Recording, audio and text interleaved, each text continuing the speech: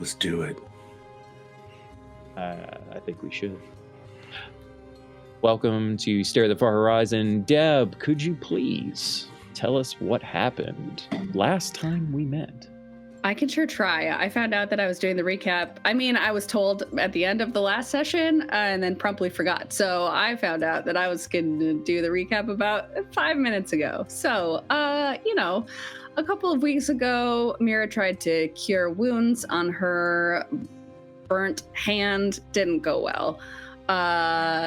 So she was taken by the group to the Temple of Vitharion. They took us to the back where there was a giant anvil. They ask about what's wrong with Mira, and Adi does a sort of panicked emergency room word vomit, saying things like, I'm allergic to strawberries. Sisk fills in some of the more important details, talks about the crystals of light on the plateau, the folks at the temple, Kelisnor and Terathos, are having trouble figuring out exactly what happened. Then my notes say magic, magic, magic, prayer utterance, sprinkle of diamond dust, and Mira is cured of all but 1 level of exhaustion. They ask if I had sensed anything, and I mentioned Sombrius, and Kelisnor wishes that I had said anything but Sombrius. They tell us a little bit about the Kurakash, who are practitioners of shadow, mortals who took the teachings of Sombrius and twisted them into something vile. They believe only Sombrius's fire is capable of cleansing the world. Terathos sees that I have been in contact with Orlumis and asks if he can call me Lightbearer. Then we go and see lots of other people who are there for healing. Not very many had holy symbols, but there are a few, and they're not all the same. I see someone wearing a holy symbol to Aeon. And then my notes get a little less filled out. I wrote down this area of Kuvalia is a convergence of ley lines. We find out that Ren has been sort of captured, and so we need to go. I think Phelan came and ran and told us that, and so we all bustle back to try and free Ren. A couple of preparatory things happened, and Adi turns Mira and Adi invisible, and then we are there at the precipice of probably some sort of fight. That is what I have. Love that word. Precipice is a good word. That's pretty well spot on. Good job. Who's going to do the recap next time? I think it goes back around the horn to me. All right. Sounds good to me. Get your teacups ready. Everybody can look forward to that one, because it's probably going to get interesting.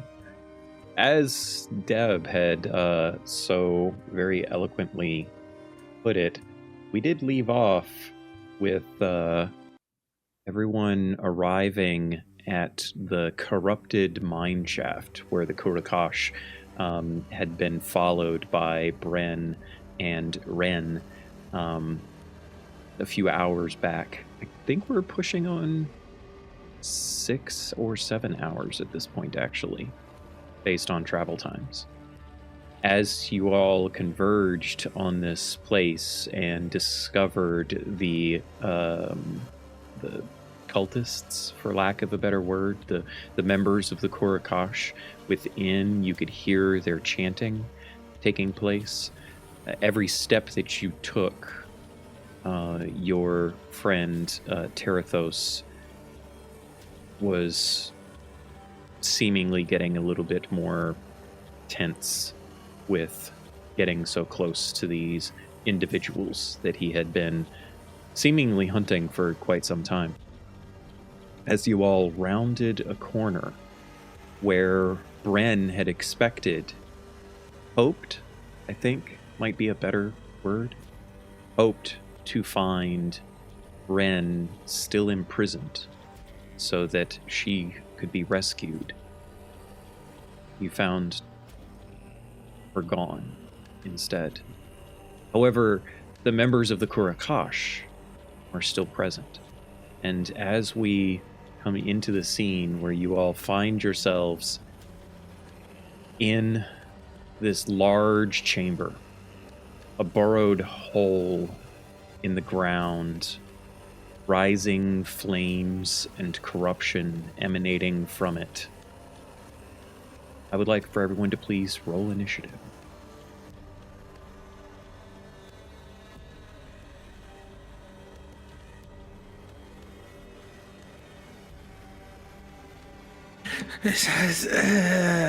Okay. What'd you get, Ian? 3. Got a rock. Mira? Wait. Oh, damn it. I got a 12. Okay. Sisk? I got a 9. And 80. 16 All right. on the all right. 16th.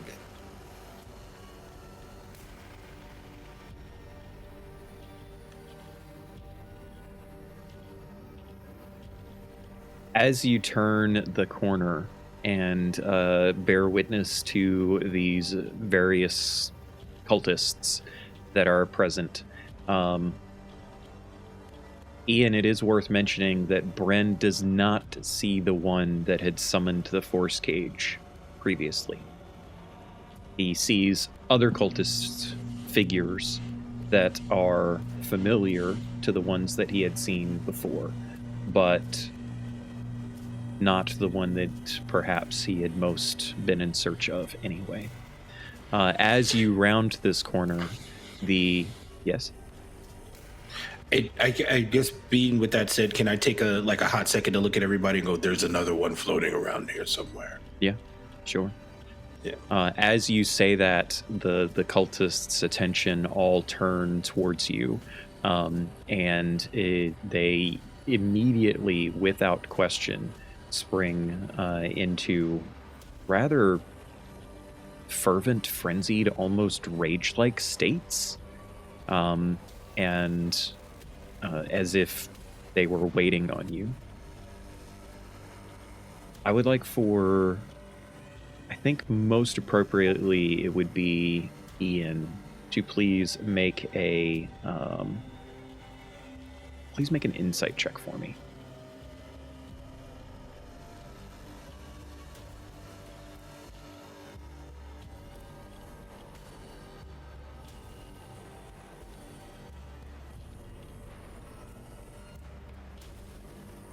17. That's pretty good.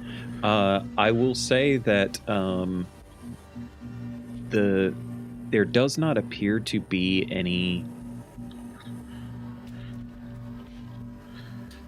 intelligence, for lack of a better word, in the expressions of these individuals, particularly this one that, as he turns and looks at you, he leaps towards you and just immediately starts attacking you.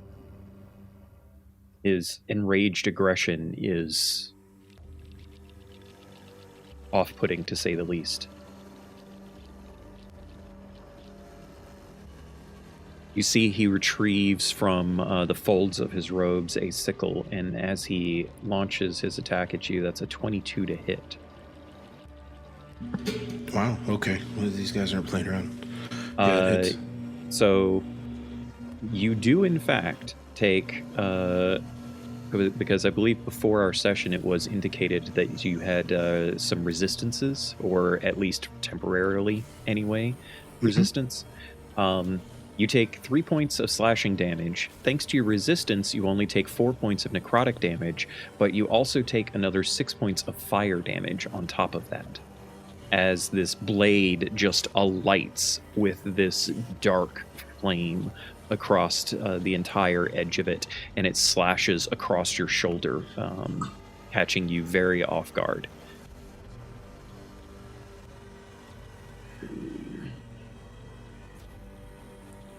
And for what it is worth, that was a reckless attack on his part. And so you any attacks against him have advantage until the start of his next turn. This other cultist starts going this way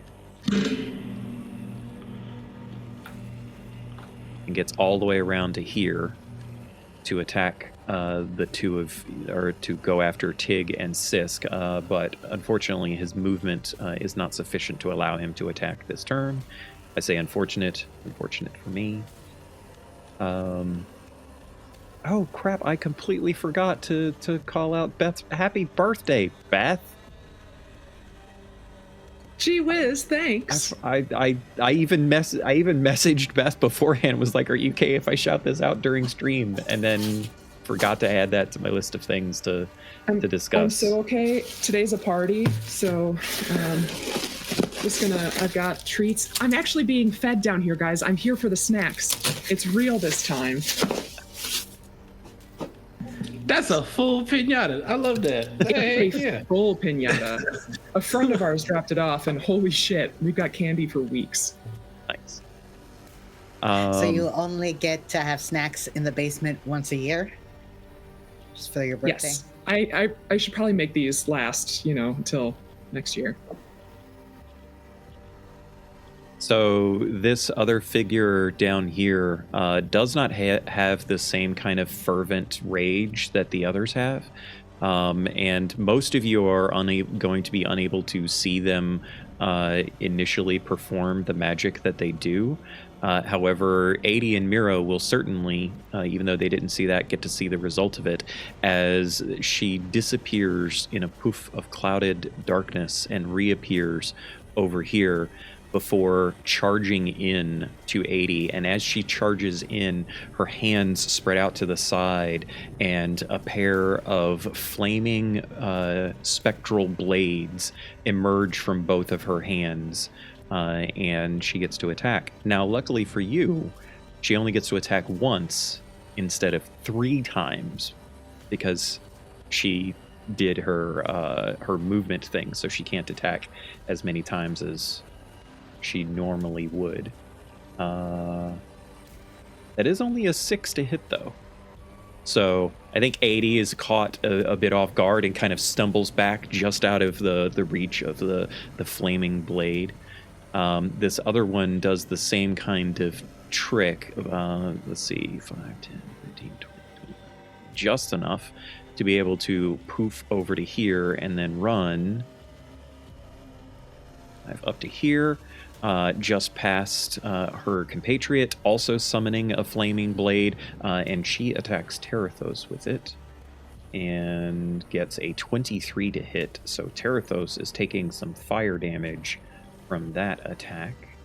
Not very much, though. It doesn't seem to bother him overly much anyway. And then that brings us to Terathos' turn. Terathos, who previously had summoned this amazing looking giant maul into his hands as you all kind of came into this space, takes his maul and slams the butt end of it down onto the ground, and as he does so, all of you are imbued with heroism. So what that means is that you cannot be frightened, and at the start of each of your turns, you gain 4 temporary hit points. Now, if you already had temporary hit points less than 4, it just puts you to 4. And if you ever have more than 4, it's not going to have any effect on you. Cool? All right. So please keep that in mind. Unfortunately, that's all he can do on his turn, and so that brings us to you, 80. Yes. Oh, Kay. yes, Kay. Thank you. I have a quick question about heroism. Yeah. Is it reset on our turns or reset At the start of each of your turns, you Okay. get 4 temporary hit points. You got 4 temporary hit points at the point of casting, and at the start of each of your turns, it resets you to 4. What you got, 80? Well, I know what you've got. You've got a cultist in your face wielding flaming spectral blades. I sure do. Okay, so I am still invisible, right? Oh, that's a good point. I need to if that actually. person was barreling forward, then I might have been bowled over. But Yeah, I should actually. That attack should have gone to Bren. So what I'm going to say is that she moved to here, and as she went to attack Bren, she kind of sensed your presence and attacked. She Sure. missed, obviously, anyway. But I'm going to say that she sensed your presence there because of being in proximity Sure. to you, and kind of flailed wildly at you. Yeah. I've got token or markers for that. I will drop them on the two of you so that we don't forget that in the future. Yes.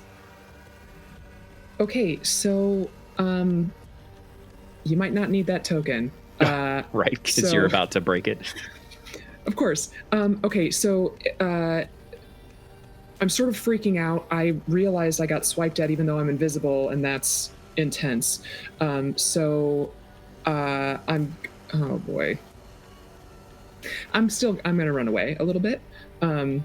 So she's gonna run up these steps, sort of, just to get a little bit out of reach and kind of get up a touch or down. Is that up or down? It's relatively. Same? They aren't real stairs. So. Okay. Yeah. Great. Just making sure I can still see everything. You can absolutely still see everything. As you move past, technically she would get an opportunity attack. But in this moment, because technically you are still invisible, I'm going to say she doesn't fully know that you're leaving the space. Moving. Perfect. Also, so chat just offered you a pro tip. Don't get hit. Oh, shit. Okay. Next time. Yeah. Okay, so I'm kind of freaking out, realizing that, I thought maybe we were coming into this with the upper hand. Suddenly everyone is right in our business. So I give myself some space because I'm squishy. And I'm thinking about these people running in so quickly. And I've never done this before, but I want them to slow down. So I will cast slow on all of them within a 40-foot cube. Okay. How many can you affect? Is there a maximum on the number that you can affect? Yes, up to 6 creatures of your choice. Okay, so if we're looking at this, you're not going to be able to get, like, your best bet is going to be able to get the 4 of these guys that are in the middle of you. So I've got a 120-foot range. I can drop it. It's not like just around me. Right, but it's a 40-foot cube. Does that make sense? Oh, okay, 40-foot. Got it. Yeah, in that 40-foot cube, your best bet, if you want to get the most that you can, is going to be the 4 that are kind of already engaged with you guys. Right. Otherwise, you would be just the 2 that have not engaged with you yet. Yeah, no, that's okay. That's who I wanted, because they're in our business. So they all have to make wisdom saving throws, and we'll see what happens. Okay, and my save DC is 15. Save DC 15, great. And just to confirm, I'm pretty sure this is the case, but it's been a while since I looked at slow. It's not any kind of charm effect, right? No, it is not a charm. All right, so the fanatic that went after Bren, he got a 5. Cool. The fanatic that was in the vicinity of, or going in the middle of trying to go after Sisk, got an 18. And the flamey spectral blade person that attacked 80, oof. That's a natural 8, so that's a failure. And then the other one that went after Terathos, 14. Which I think is 1 short of your save DC, right? It is one short, yes. So they, those who are affected, their speed is halved. They take a -2 penalty to AC and Dex saving throws, and they can't take reactions. So on their turns, they can take either an action or a bonus action, not both, and it can make only one attack if it takes the attack action. Nice. And if they cast a spell with a somatic component, there's a 25% chance that it fails, etc. Okay.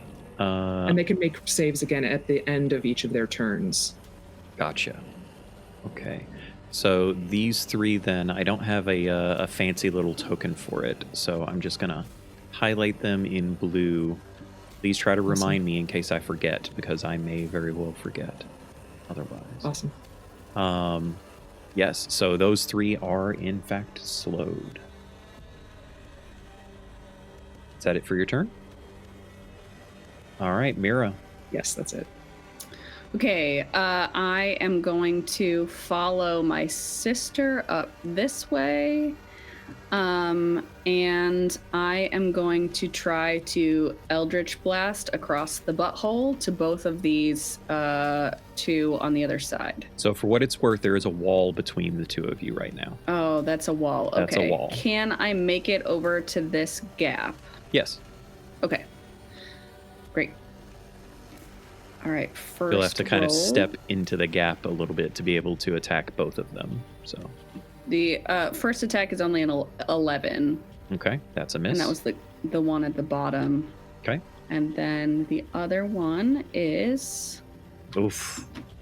not great. Now I will point out you do have 3 advantages right now. Hey, Varl. welcome in. I will use one.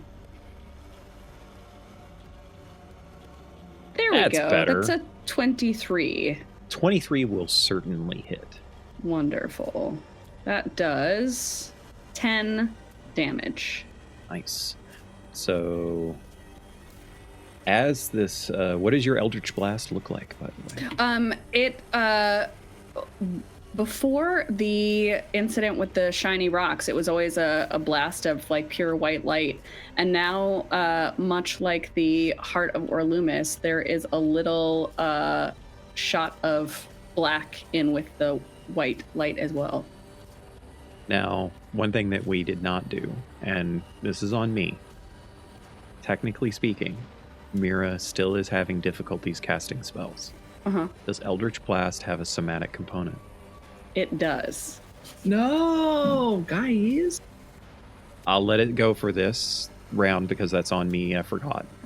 But please, going forward in this combat in particular, try to remember that you have to roll your sleight of hand checks, Yes. dexterity checks. We can say that this was the one-time use that I get that is my special ability to ignore either verbal or somatic. No. This one's Okay. on me.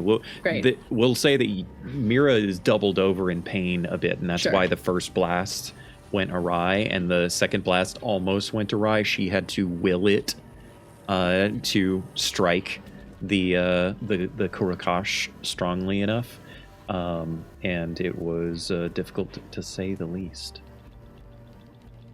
All right. I'm assuming that's it for your turn. Any bonus That is it for actions? my or turn. anything? All Nope. right. The figure down here at the it's actually this one. I gave the wrong damage. Let me correct that. This figure over here on the side that you just Eldritch Blast or sent an Eldritch Blast to. You see them standing there, and they get blasted by the force of the eldritch magic that Mira summoned, and in response, they sling their hand out to the side, and when they do, this horrific-looking flaming bow emerges into their hand. It's bigger than any longbow that you have seen, and they quickly draw the string back, made entirely of flame, and as the string kind of pulls back, a bolt of fire emerges in the across the shaft of the bow, and he lets it loose at you. That is a 17 to hit. Yes. Can I silvery barbs? You can't see him, and it wasn't it was an attack roll. Right. Yeah, silvery barbs works on attack rolls. Never mind. You can't see him actually, so no. Got it. Okay. Because that wall bit. So you take 8 points of fire damage as this bolt of flame surges across. Don't forget you did have the 4 temporary hit points. And as it does so, as it slams into Mira, she hears in her mind this howl of pain. And you feel like if it wasn't for their heroism, that it would pierce into your heart and strike you with terror. But in this moment, you can't even think about such things. Perhaps because of the magic of Terathos. Perhaps not. That brings us to Sisk. Sisk, or Kay, did we decide if Tig is going to go before or after Sisk as a general rule? Because whatever we decide, I do want it to be consistent. I like after. Okay, I'm cool with that. Yeah. I want to know, did Terathos cast heroism on Tig as well? Yes. Tig also Yeah, would cool. it's 6, he can affect 6 people with his special ability, so. These people, I'm so happy. Okay. Yes, Tig is people too. I'm going to get my psychic blades out of my arms, I guess. And I'm going to try to slash them first. We'll see how that goes. So you pull your psychic blades opposite the cultists with their flaming spectral blades. Yeah, I'll hurt them with feelings and migraines. It's gonna be good. I got 17 to hit on the fanatic near me. 17 does hit, and Varlby Gem casted Create Advantage on the party. Everyone gets an extra advantage. Ooh. Thank you, Varl. You're awesome. A. Okay. Sick. All right, so I guess I will roll to my damage. Yes. Let's say 7, and then I'll. Now that's use my 7 points of bonus psychic action. damage, correct? I believe so. Unless it's just like piercing and the psychic blade nature is. I'm pretty psychic. sure I it's don't all remember. psychic. Sick, yeah. Did you also? I'm sorry, I forget. You're not a rogue. You don't get sneak attack. That's right. Okay. Sorry. I'm used to rogues That's okay. having that ability. So, all right. So 7 points of psychic damage on that guy. And then I'm gonna use my bonus action to tell Tig, punch this person in the face. And now I'm gonna try to do that. Okay. Gonna use this ability, Force Empowered Rend. I'm gonna roll my wisdom so that it shows up on the stream. Okay. And Cool. then just add the points. That's Oof. not good. That is a 10 to hit. Now, if you wanted to, I would allow you to use one of Sisk's advantages on Yes. Tig if you wanted to do that. Advantages. I absolutely better let me use that on Tig. Oh my gosh. All right, let's try again, please. That's a lot much better. Yeah, that's 16, 23. Yeah, that's definitely going to hit. Cool. As I think we have established, Tig has like go-go gadget arms, so he's gonna like boing and like basically punch this guy in his chest with both hands at once. Nice. So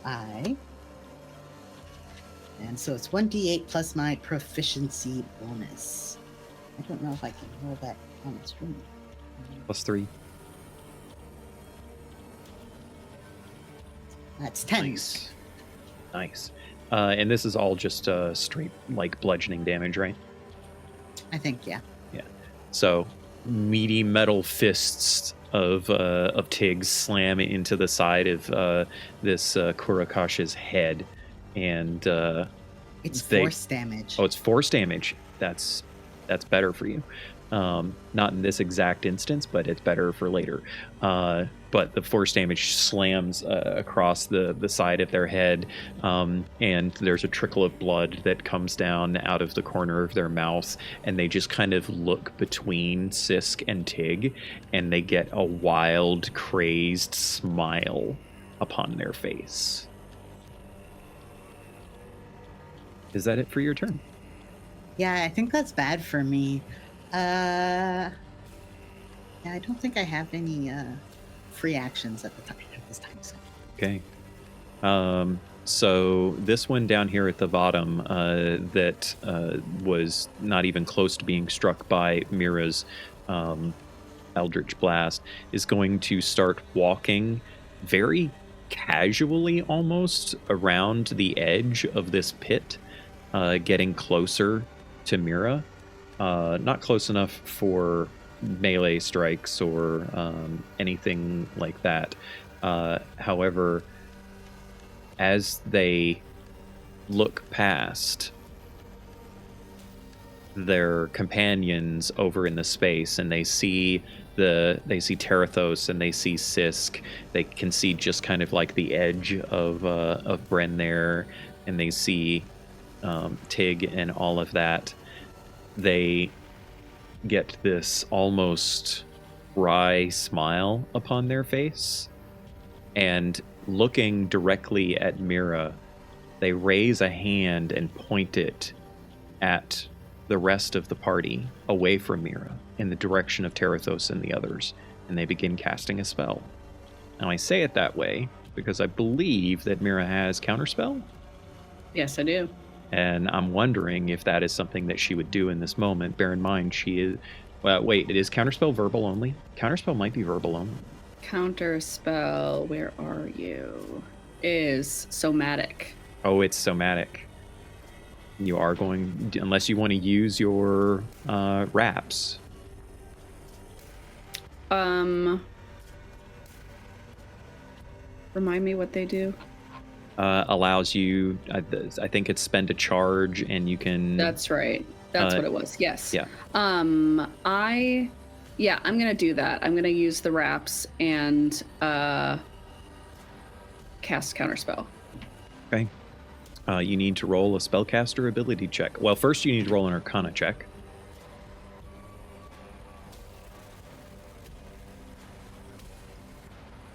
Uh, 18. They are casting Fireball. Okay. I am going to roll. Okay. Plus 4, 21. Nice. As they look at Mira, seemingly almost with glee, and they unleash this magic in the direction of her companions, this tiny bead of pure molten red flame emerges from their hand and starts flying across the chamber. Mira stretches out her own hand, the wraps that she wears, very much like her mother's wraps that her mother once wore, alight with the magic that allows her to avoid certain components of spells that she casts. And she still grimaces in pain from her hand, but as she does so, tendrils of magic emerge from her fingertips and wrap around the tiny bead of flame and just tear the magic of it to shreds before it can fully coalesce. And breathing slightly heavy, a little bit taxed from that effort, Mira looks back at the figure, and you just see them smiling even broader, staring at Mira. It is now Bren's turn. Oh, I'm here too. Everyone else is doing such a great job. Also, it is important to remember that the fanatic guy that had attacked Bren, it has you have advantage to hit him if you do decide to go melee on him. Because of the reckless. Because he had attacked recklessly. I just wanted to remind you of that. You don't obviously have to attack him. Sure. I just wanted to make sure that you knew.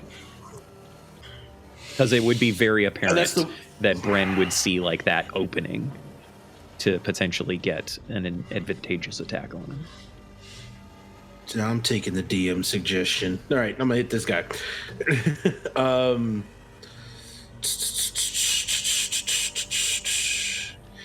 I will also, but before I do that though, I'd like to bonus action to go into my starry form. Oh, okay.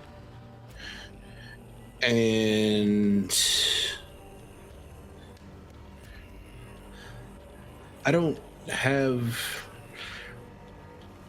Yeah, that's still melee. Primal Savagery, that's still melee, right? Yeah.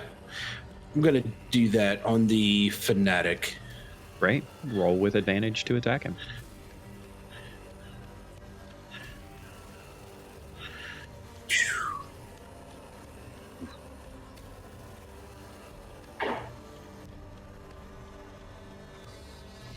I'm gonna use a. You're going to use a chat advantage. A chat advantage. Yeah. All right. Roll that d20. It's not good at all. Oh. Are you dice. serious? Okay, if that's not cocked, I don't know what is. That's crazy. Oof. How do you get a messed up virtual dice? Miko, just pass over me right now. I need a moment.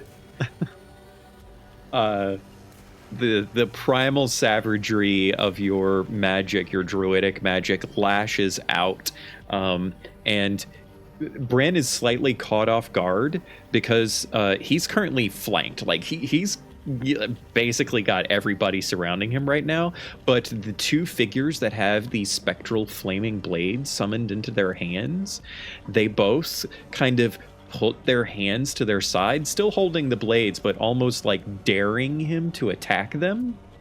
And it like throws him off as he tries to strike at the Fanatic, and unfortunately misses.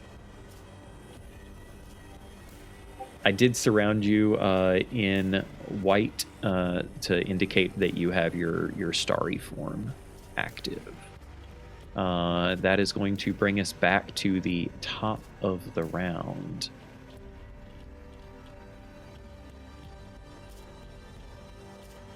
Oh, wait. Hang on. I'm answering a question. So, Beth, just to answer your question, both of those things that you want to do are magic actions, and you can only take one magic action in a turn. So, alrighty. So we are back to the Fanatics. The one Fanatic is going to once again recklessly attack Bren. Oh, wow. I rolled a 1 and a 4. I'm also rolling digital dice, by the way. So it's it's not just you, Ian. It's not just you. The one that is attacking in the direction or vicinity of Sisk and Tig. Oh, wait. I'm sorry. That guy has 2 attacks. His second attack, also with advantage, it's only a 15. I'm not sure if 15 hits you. Does a 15 hit you? Me? Yeah. 15's my AC. Okay, so it does hit you. You once again, you only take 2 points of slashing damage. You still have the necrotic resistance, right, Deb? He still has necrotic resistance. So Yep. The necrotic resistance means you only take 2 points of necrotic damage, and you take 3 points of fire damage. So a total of 7 on that damage.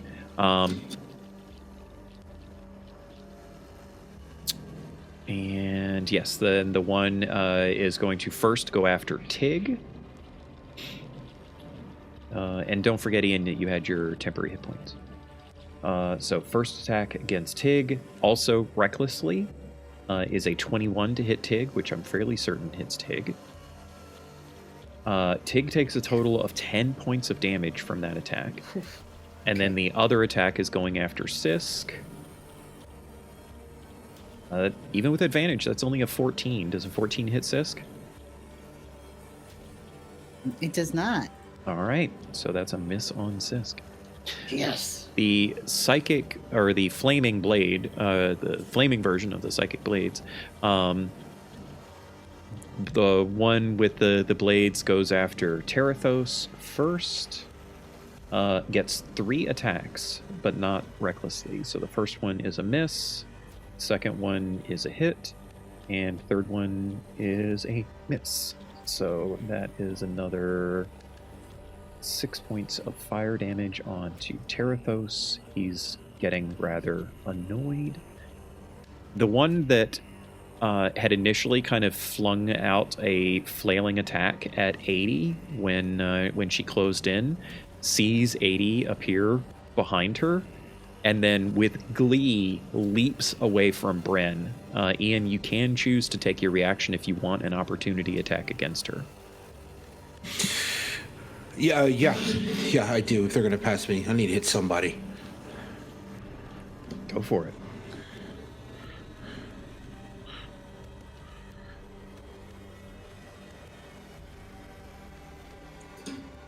I didn't. It's a 12. Okay, unfortunately that is a miss.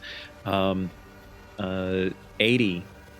3 flaming blades, or 3 flaming blade attacks are coming at you here. First one, 12. Misses. Second one, 30-20. Yep. Third one, 24. Shield? Will shield help you? Nope. No shield. Just taking it like a man. What's 80's armor class normally without shield? It's 15, so... Yeah, so it wouldn't help doesn't you matter. anyway, so probably don't want to waste it. But Nope. yeah, so the 2 attacks that hit, don't forget your temporary hit points, total of 12 damage. Fire damage. And that brings us to Terathos. For what it's worth, I think it's fairly obvious, and actually I should put a picture of Terathos up here. I think it's fairly obvious to all of you. Terathos is a beast. He is pure anger, righteous fury, we'll call it. And normally would want to just unleash attacks with that enormous maul. But ironically enough, he has 3 targets in a line right in front of him. He's a blue dragonborn. And so he just opens his mouth and lets loose this torrent of lightning out of his mouth in that line. And the 3 figures have to make saving throws. Because I don't remember exactly. Let's see. Is it Dex? It is Dex. Okay.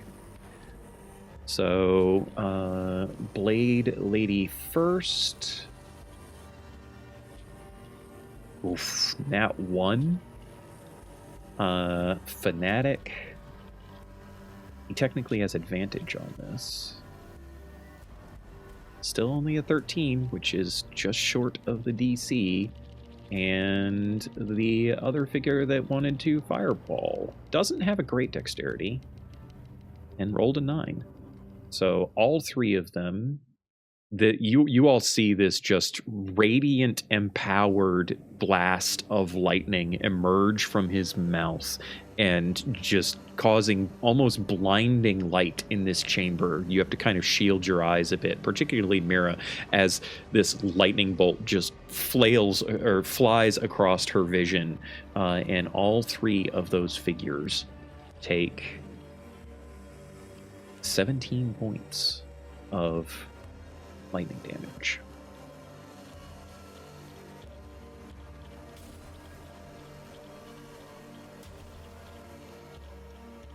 And for what it's worth, the Blade Lady,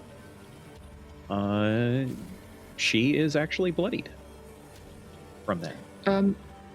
Miko. Yes. Was that including the -2 to their AC? It's a with saving the- throw. Okay, deck save? It was deck save, but they all failed anyway. Okay, got it. Yeah. Never mind. The slowed individuals have a minus to deck saves? -2 to AC and deck saving throws. And they can't cast reactions. They have a -2 to AC. They do. Ian, your attacks that you rolled 12 on actually hit. Let's go. Sorry, I didn't remember until this moment. So I know you got a 6 on the Fanatic, right? For a total of 12, right? And then you also got a 12 on the Blade, the Flaming Blade chick that went to attack 80.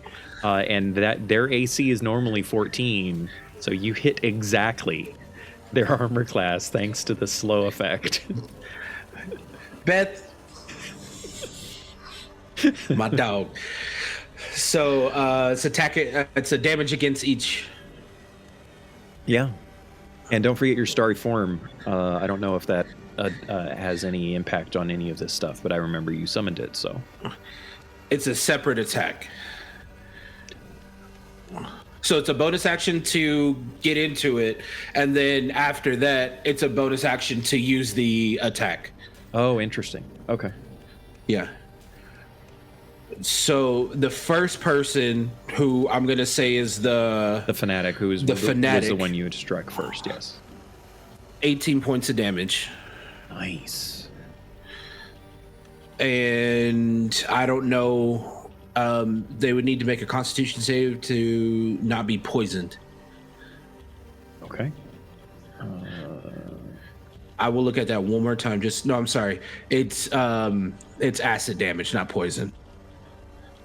I don't know if that affects anything. Does he still have to make a con save? He does not. Okay.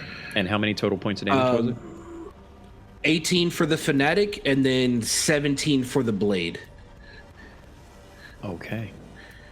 Now, question. Yes. The blade was my second attack. Mm-hmm. Against the Fanatic, I used my bonus to cast. So can I use my bonus action for the Blade to do this? Well, that was a archer? reaction to attack the Blade. You're right. Yep. Okay. So cool. I'm playing now. And for what it's worth, this is the archer ability of your starry form, right?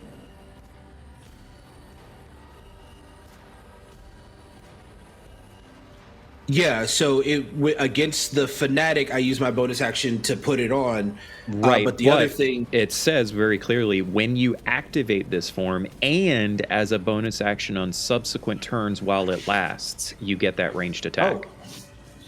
Oh. Okay. I remember us playing it differently. That's why. That's my fault. So it's a ranged attack. That does 1d8 plus 3 radiant damage. Yeah, but I would be at disadvantage if I shoot it to anybody who's around me, except for... You could have hurled it at the Fanatic that was attacking Sis. Yeah, I don't want you guys shorting yourselves on damage. And yes, chat, that cat noise that you heard was Galahad protesting furiously that the cat bed is currently occupied. Ooh. Oh! Now we're getting somewhere, Bren. Ooh. So right? your D8 plus stuff. 3 radiant damage turns into D8 plus 11 because of critically hitting. Yeah. So 17 points of damage. 7. Wow, we're getting a lot of 17s here. All right. And that means that actually all 4 of these individuals that are currently furiously in melee with all of you are bloodied. Whew. All right. That brings us back to getting back into the proper order of turns now. 80, it is your turn. Don't forget, top of your turn, you get your 4 temporary hit points because of the heroism. Excellent. Does that mean that my hair isn't singed off? Can we make sure that that's a thing? She wasn't going for kidding. hair. She was going for disemboweling. I know. Okay, so I know that I am engaged with this lady, but I'm going to run over to Mira. So if she wants to take her little reaction, she can. She doesn't get reactions, right? She's slowed. Oh, that's right. I forgot. Thanks. Good looking out, Miko. So I'm going to run to my sister. Having seen her get lit up with, an attack spell, I'm going to run over and put my hand on her shoulder. And once again, I'm going to cast invisibility. Okay. And she disappears out of sight. Just her or the both of you? Oh, that's a good point, Miko. Both of us. How about? Keep track of those spell slots. That's fine by me, man. I'm a sorcerer. I'm good. Okay. Rub it in, why don't you? No offense. Actually, hang on a moment. I just have to double I don't check like something. that. The figure That's that all. Mira was facing off with, that had casted that fireball, sees you step in behind Mira and start casting your magic, and one of their eyebrows goes up, and they have a wry smile upon their face. Counterspell. And they start to lift their hand and like pluck at their fingers as if they're going to unweave your magic, but they do not. Okay, I was gonna say I would cast counterspell if that were You would attempt to counterspell their counterspell. Yes. Yes, I understand yes. that. Yes. But Okay. I'm just sure. making it known that the figure could have attempted to counterspell you and decided Bastard. against it. Yep. Okay. That's it for your turn? All right, Mira, invisible. You can feel the 80s magic wash over you. Mira is like a little bit confused as to why 80 keeps casting invisibility, because I'm just gonna cast a spell right away anyway. That's fine. So I step forward a little bit so that I can get around the edge of the rock formation there and try to hit the fanatic. And I'm going to attempt once again Eldritch Blast. So I will make my sleight of hand check. 15. That succeeds. Okay. Do I have Your to make DC one for each? Your DC for a cantrip would be 10. Okay. Do I have to make one for each beam? No. Okay. All right. So I will aim for the guy who's being cheeky first, Okay. and that is an 18. 18 does succeed. Rolled my damage, and then Oh, you also have 14. advantage on that because you're invisible. For this brief shining moment of casting, technically these attacks are all with advantage. So. Okay. So you're fucking welcome, Mira. Nope. That was not better. That's okay. It's still hit. Okay. So How much total damage did you do for that first one? 14. Nice. And then I will shoot the fanatic. Does this one have advantage because Yep. he is? Well, it has advantage because you were invisible, Okay. and technically advantage because he always attacks Reckless attack. recklessly. So That's a 22 to hit. that also hits. Okay. 9 damage. Okay. He's actually looking quite injured. Like you can see severe impacts upon his body, and he just does not seem to care. Right? Like you blasted into one of his arms, and like that arm is now limp at the elbow, and he's still just flailing with his sickle in the direction of Bren. Does not seem to care whatsoever. To end my turn, I am going to duck back behind the wall. Okay. You go running back behind the wall like the coward that you are.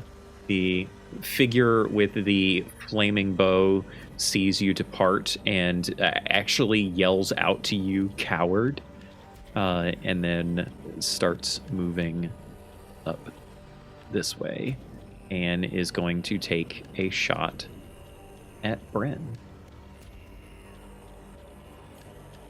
Counterspell.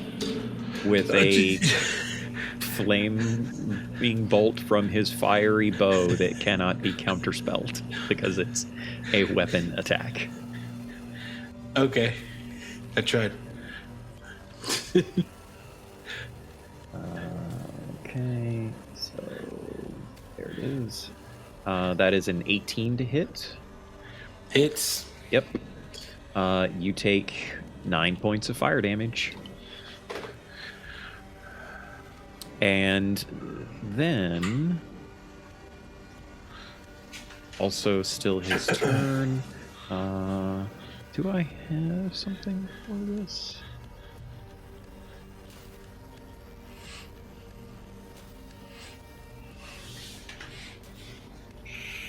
Okay, so there's going to be a moment here where a giant ball of fire fills the screen. It's not actually a giant ball of fire that he's summoning. It is, well, I mean, it's a large ball of fire, but it's only a 5-foot ball of fire. So between, actually, he probably can't. Well, he can actually summon it between Terathos and Bren. The two of you see this like flaming sphere emerge between the two of you. And start actually just firing bolts of fire. The first one will be at Terathos. So that is, he has +5 on that. That is 17 to hit Terathos, which misses. Because Terathos is wearing full plate. And that ends his turn. Sisk, you are up. Oh yeah, okay. So I have advantage on an attack because he recklessly attacked? Yes, the fanatics always recklessly attack. Okay. How about this was gonna... Okie dokie. I'm gonna just try to hit him again. I'll start, I guess.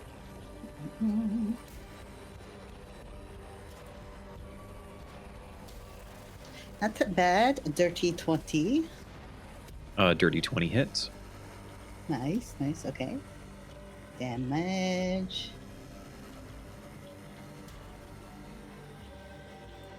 Rolling, yeah. Okay, 7 damage on my end. Okay.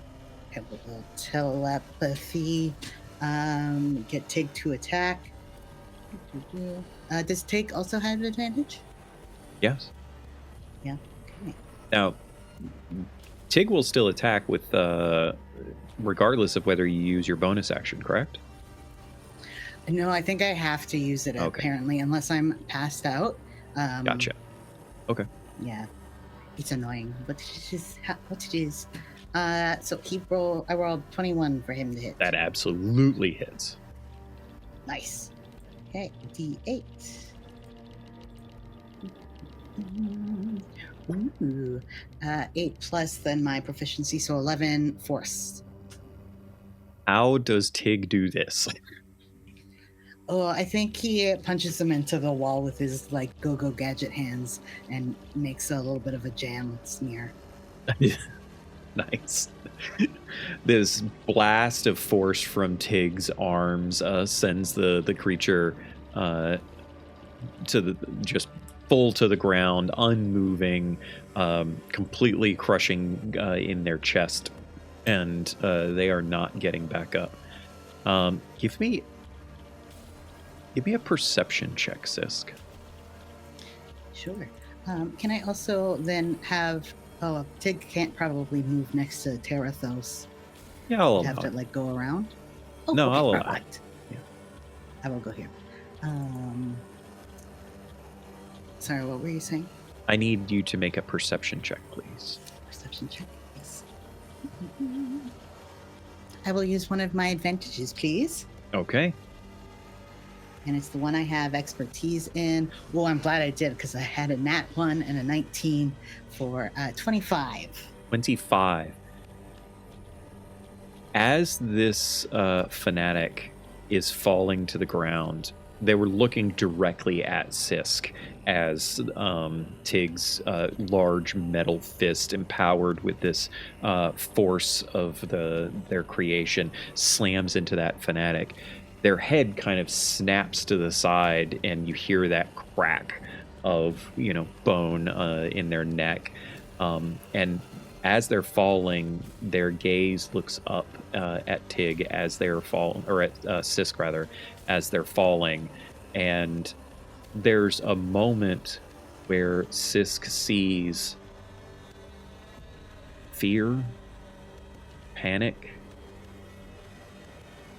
but even more than that, confusion in their face as they fall lifelessly to the ground.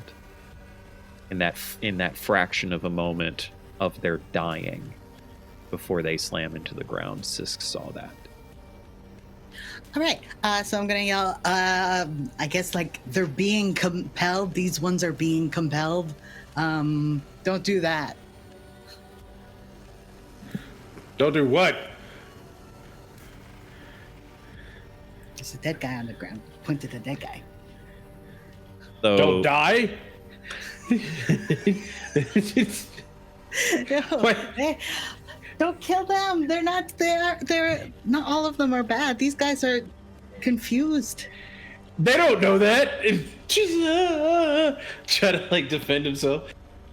the figure that had attempted to cast the fireball before just walks fairly casually in the direction of all of you, and he starts to cast a spell. Counterspell. Unfortunately, Beth, 80 cannot see him do that because of the intervening ball. I will grant Mira the opportunity, though, because she can just barely see the figure. All right, if you want to do that. I'll counterspell. My sleight of hand is not good, so I'm going to use an advantage. Use them all. Use them all. Ian, you're sitting on 5 advantages right now. I don't know if you noticed that. I think. What number is that? What is that? A 4? One more. That's a 4. I'm going to use one more. Oh, jeez.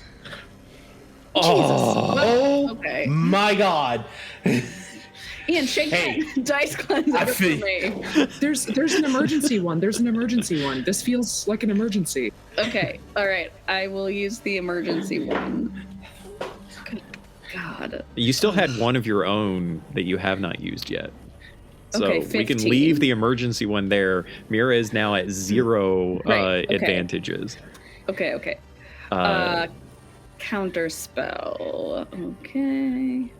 Need you to give me an Arcana check first. Oh, right. Whoops. And then you need to do a spellcaster ability check. The Arcana is 14.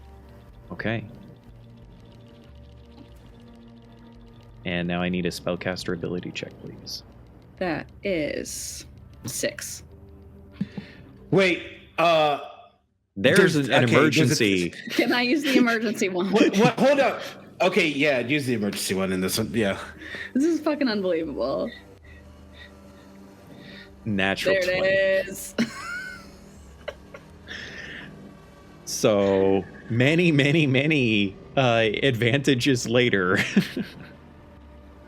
And here's the interesting thing. That 14 Arcana check means that Mira does not know what spell was being cast. It's a spell that she is unfamiliar with. I'll say that. Which with a 14? Not good enough to know what spell was being cast. Do we want to know?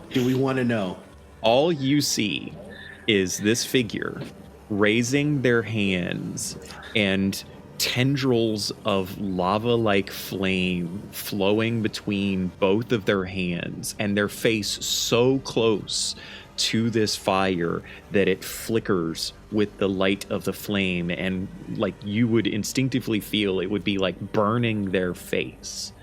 And Deb, please describe for me what it looks like as Mira struggles through her own pain, her own lack of understanding of the magic of it, until finally willing herself enough to undo the arcana that this person was summoning.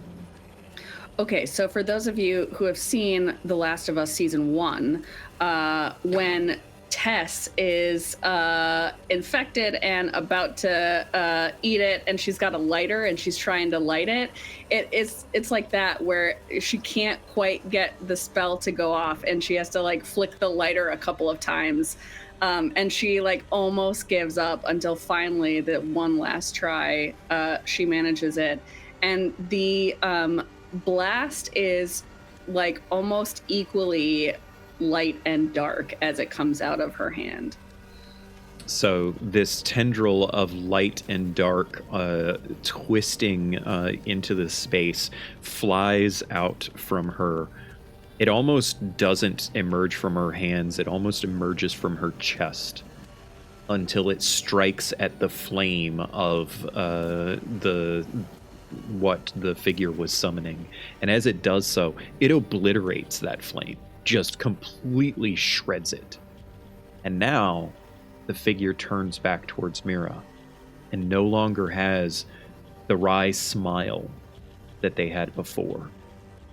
Now they look at Mira with devastatingly horrific destruction in their expression. Bren, it is your turn. Hey. All right, here we go. Does that ball of flame just sit there? Yes. It's a spiritual weapon. Is it magical? It's a spiritual weapon. It's a spiritual weapon. Made of fire? Made of fire.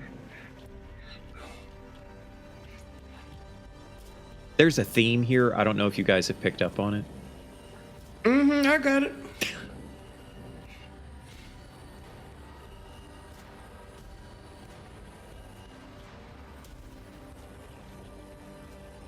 All right, I'm gonna go with the sure thing, or at least a more sure of a thing instead of getting shenanigan-y. I'm going to hit the blade 2 in front of me because they're all bloodied. I'm gonna hit the blade 2 in front of me with the primal savagery, and I'm gonna use an advantage because I got him. So the blade or the fanatic? Because the fanatic, you don't have to use an advantage. The fanatic recklessly attacked you, and so you would have advantage to striking him. Would that also count on a bonus action if I was going to attack the fanatic? It would, but you... Cool. So I'm going to use that natural 20 to hit that blade. Okay. Because apparently I'm awake now. Jeez. Okay. That's 15 points of acid damage to the blade. I mean... Oh. It's crit, so more than that. It's... yeah, so it's 2d10. So, I mean... 2d10 plus 20? Yeah. He only has 16 hit points, so... Okay. What does it look like as Bren goes all primal on the blade? And I think he's so frustrated at how he started this that it's just an extension of his hand into a claw, and then he just goes, okay. He just kind of pushes them out of the way with the claw into the side of their face, and then turns to the fanatic and goes, all right, now you, and then hits him with the archer. Okay. So that's a ranged attack in melee, but you have advantage, so it'll just be a straight roll. Straight roll. I'll take that.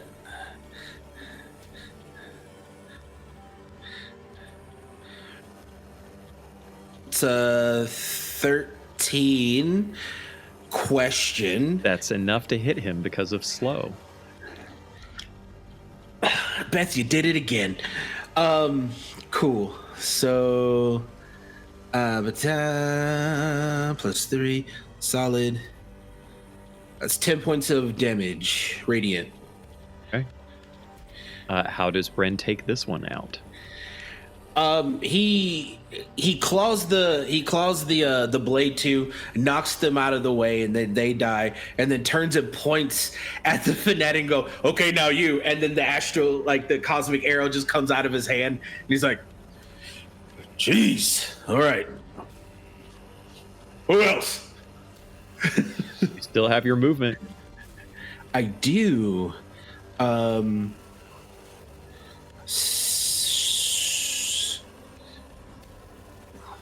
Yeah, I do. I'm gonna come over here to this also, blade. well, before you move, Heard. roll a perception check for me. Oh, actually, no, I guess in this case, because Sisk already called it out, roll an insight check for me. Insight.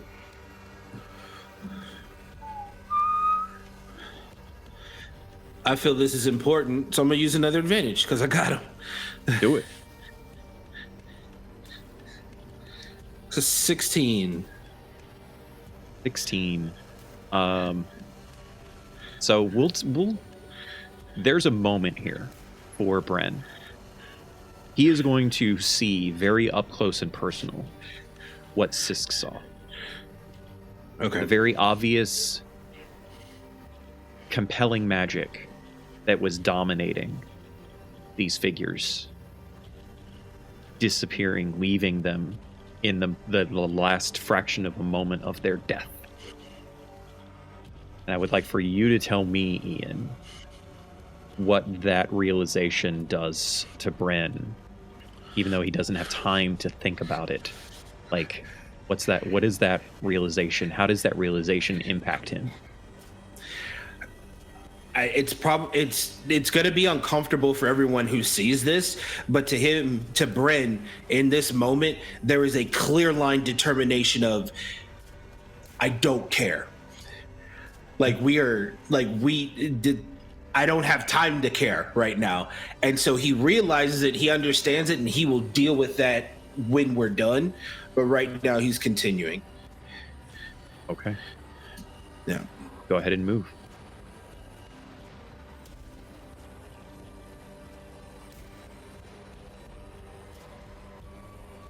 We'll cool, I'm good. We'll push things up into proper squares. We have a couple of players that don't like being in squares, so... Cool. All right, so we are back to the top of the round. There's a bunch of folks that are down now, so that makes this, at least this first portion of things, a fair bit simpler. I have a question for you, Beth. Is slow concentration? That's a really good question, Miko. Give me just a hot second to tell you. Uh-huh. It is? Is invisibility concentration? Oof.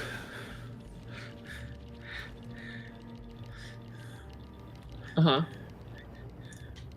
So the slow is technically gone. My bad. Just pointing that out. Is it? Uh-huh. Oh, no. We can't pick? Well... No. Because technically speaking, Ian, that would have meant that you missed last turn on one of those deaths. But I'm going to let that go, because that's how it played out. My bad. That's how it played out. Kind and gracious GM. I appreciate this. Truly. Uh-huh. You are invisible, though, so the bladed figure cannot attack, or doesn't know significantly in this moment to be able to attack 80. However, Bren, on the other hand, Bren just took down the other wielder of the psychic, or the flaming spectral blades. And as this one wields those blades, turns and looks at Bren. You can see their eyes have been completely engulfed in flame. And as they are engulfed in flame, they open their mouths as if to scream. And instead, a horrific, flaming breath emerges from them. I need for Sisk, Tig, Terathos, and Bren to all make dexterity saving throws, please.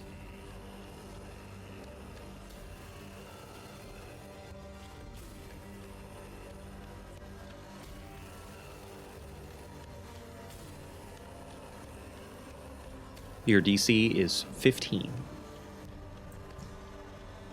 Okay. Oh, and all of you get +3 to this because you are in proximity to Terathos, who's a paladin. Nice. Okay. I got 15. That is exactly what you needed. Okay. Terathos got a nat 1, so he failed. RIP. 17 for Tig. Tig succeeds. Dirt 20. You also succeed. Don't forget, you So guys. we take half of a You're million. you're going to take half of this. Terathos will take full. And don't forget the temporary hit points from Terathos' heroism, because that's quite possibly going to go away now. Keep forgetting about that. 32 points of fire damage. That's the half? No, that's the full. Oh, That's the full. okay. Terathos is looking bloodied now. The rest of you took 16 points of fire damage from that. Now, if I'm reading this correctly, that means Tig is technically up, but only has 2 hit points. Is that correct, Kay? I think that's where we're at, yeah. Oof. That would be a fair assessment.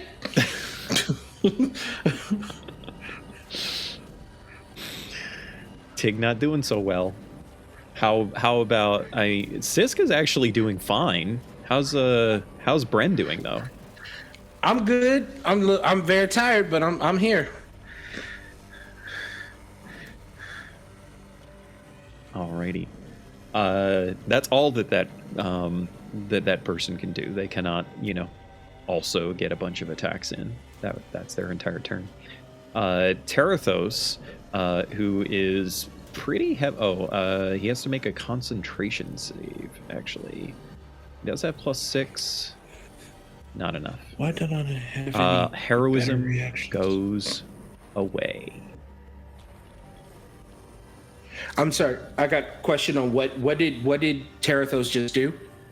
He hasn't taken his turn yet. He lost concentration on his heroism spell. Would it be worth it to use a D6 for this, or was it so low to where that wouldn't have helped? He needs a 6 exactly in order to be able to succeed. Do you have a reaction that you could do to give him an extra D6 on it? Yeah, I had Cosmic Omen, and I chose the wheel, which is a D6. Do you want to do that? Yeah, I mean, because I got a couple more that I could use before long rest. So yeah, I want to do it now. All right, roll. I'll let you roll that D6.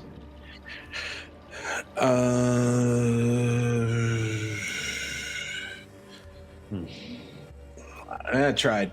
You did try. I tried. Unfortunately, the heroism does disappear for all of you. On Terathos' turn, he's pretty injured, so he is going to actually...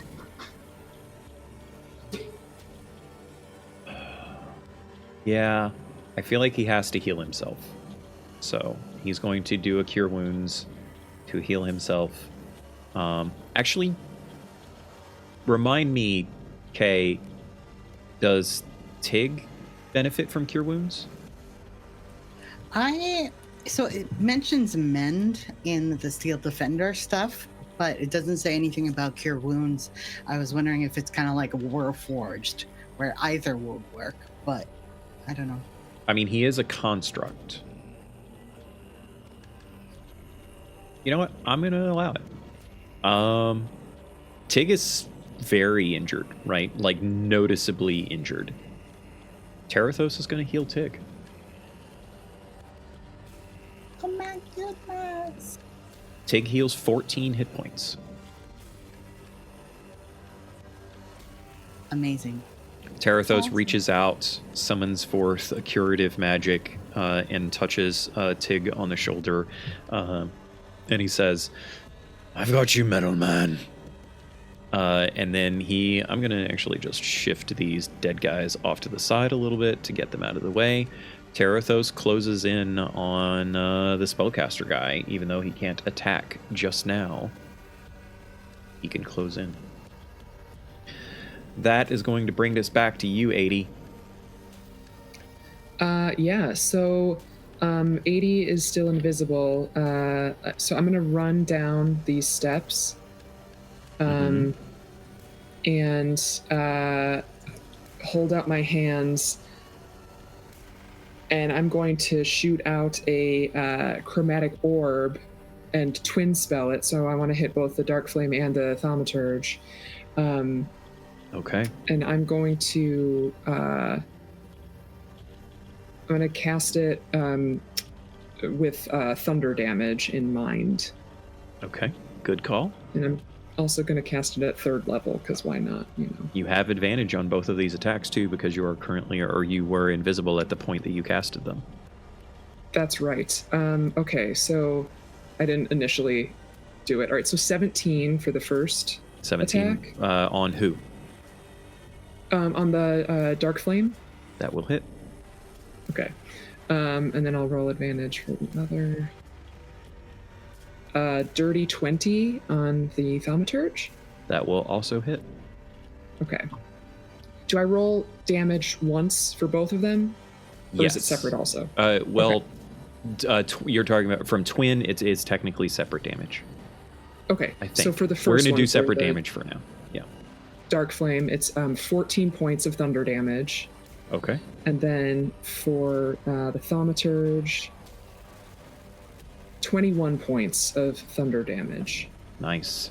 So both of these yeah. blasts land upon each of them. The Thaumaturge is bloodied, for what it's worth. And as the magic, this thunderous orb of magic slams into each of them, I need for you to make 2 dexterity saving throws. Aye, aye, Captain. All right, so the first dex save.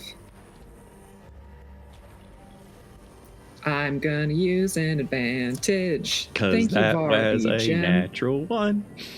Yep, not doing that today. All right, dirty 20 on the first one. That will be a success. And 22 on the second. All right, so you will succeed and only take half damage. Now that you have moved in proximity to the fiery hole in the ground, and as you blast this guy, or these 2 guys, flame erupts from your proximity to that, slamming 2 bolts of fire into 80. You do take half damage from this, so I will roll it twice. The first one is 13 cut in half, so that is 6. The second one is 19 cut in half, so that is 9. Okay. 22 total. We got this. How's 80 feeling? Ouchie. Ouchie? Just a little ouchie. She'll be fine. We'll see. We'll see. Mira, you're up. Okay. I am going to step up here, and this dark flame is really bothering Mira, so she's gonna try to double Eldritch Blast the dark flame. Okay. My sleight of hand is a 17. You succeed. First attack is a 10. 10 misses. And the second attack is a 22. 22 does hit. He will take 8 damage. As this bolt slams into him, he's staring daggers at you. He's completely ignoring Terathos, looming behind him. You'd think that the obviously dragonborn, figure wielding the giant maul would, phase him at least a little bit, but he is hyper-focused on Mira. Seeing that, she's just going to duck back behind the wall again. Okay. That's my turn. It is now, as we have on here on the map, the thaumaturge's turn. This cultist fanatic individual with their flaming bow. They will actually start by moving their summoned flame over behind Terathos and going to attack Terathos with that. That attack is a 19 to hit. That will hit. Just so you guys know, Terathos is looking pretty rough. He is down to 8 hit points.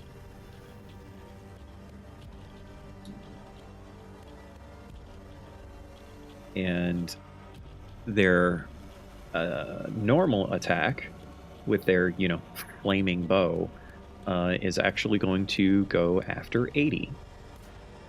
That is a 19 to hit. Shield. Oh, good. You Perfect. summon your magic shield just in time as this blast of fire that was aimed at 80's face gets obliterated by the magic of the shield. They seem actually quite annoyed at you for that. Oh, I'm so sorry.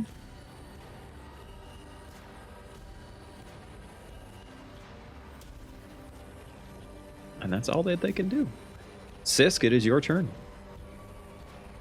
Okie dokie. I am going to I'm gonna come over here. Can I touch Theratos from here? I mean, you can, but not from within the wall. You would have to back it up just a little bit right there and still be able to touch But Terathos. I'm not in a square that way. Now I'm also in. Oh, it's fine. I'm gonna use a 3rd level Cure Wounds on. On Terathos, Yeah. he will Theratos. happily Theratos. accept 3rd level Cure Wounds. That's 68. So here we go. Wow. 33 points of healing for my friend. He's feeling Then- much better now. And I'm gonna sneak over here.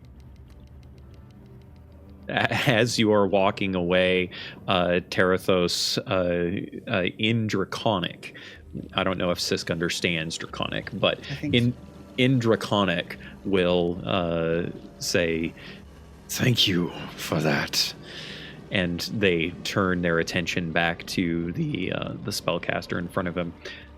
I would say that you would probably also pick up on his hatred is a little bit more acute for this guy than the others. is personal, I see. Yeah, maybe something to talk about later. Is Tig going to do something? Is this can I intuit if this is an honor thing? So if I got Tig to help he would be like not thrilled. Give me an insight check. He did take my help for healing, but I have disadvantage for my insight, so this will be great. And that one. Yes, you are 100% certain that having Tig assist in attacking this guy is going to besmirch Terathos' honor. Okay, I will just have Tig stand there, and I'll use his deflect ability if someone comes to try and hit him. Okay. Tig could also go over and attack the other guy with the flaming bow. He has enough movement for that. Okay, yeah, I'll do that. Bye. But before you do that, it will potentially cause a reaction from the spellcaster guy. I don't know if that matters, because you'll be moving out of his threatened area. Oh yeah, because it would be. Yep. I mean, yeah, that's fine. Does he want to use his reaction to do that? Yes, he actually uses a reaction and begins casting a spell. Oh, he can do that? He can do that. That's rude. And because 80 used her reaction to cast shield, it means that she cannot use her reaction to cast counterspell. Sorry, everyone. A bolt of flame comes out of the spellcaster. Actually, it is not a bolt of flame. A flaming blade emerges from his hand and slashes out across at Tig. That is a 26 to hit Tig. Natural 19. Yeah, that hits. Almost that close to being a critical hit. I'm glad it's not. I'll take it. Tig takes 12 points of fire damage from the slash.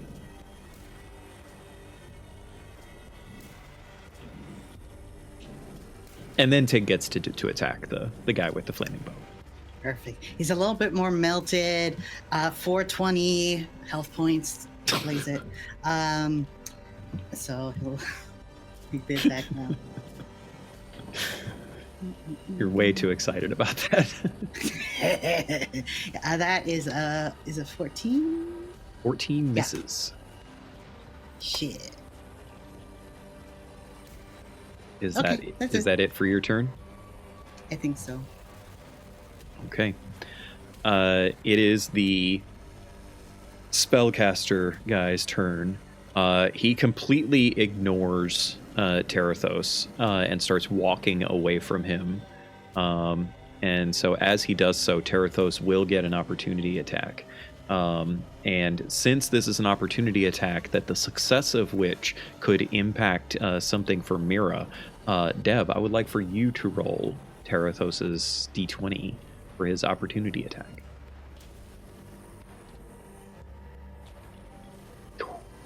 Just an 8. Unfortunately, misses with his opportunity attack. Quick cue. Did this? Oh no, I don't have a reaction. You don't. This is on top of the key. It's not. We haven't come back to you yet, Bran. All right. Okay. Almost. You're on deck. You're up next. Yeah, no. As the spellcaster emerges from the corridor in front of Mira, he actually attempts to inflict wounds upon her. So he gets to make an attack roll. That is a 19 to hit. Yep. Okay. You can see that as his hand moves towards Mira, wreathed in darkness, there is also flame emerging from the hand as well. So half of this damage that you take is going to be fire, and half is going to be necrotic. 5,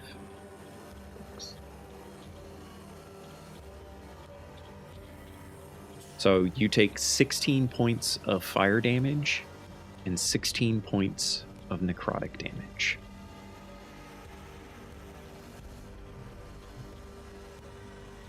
Why are you pointing at yourself, Kay? Oh, sorry, I didn't see the full motion. As this magic, like, he just reaches out and clutches onto Mira's tunic and like yanks her towards him, and this flame and necrosis emerges around her, almost wreathing her entirely within the magic of it.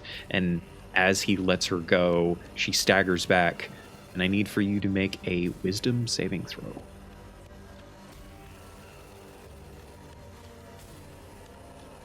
11.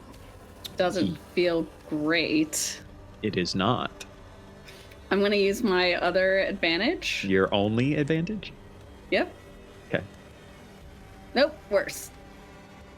You are afeared. You have the frightened condition now. And also there is something more to it that you don't fully understand yet, but it is more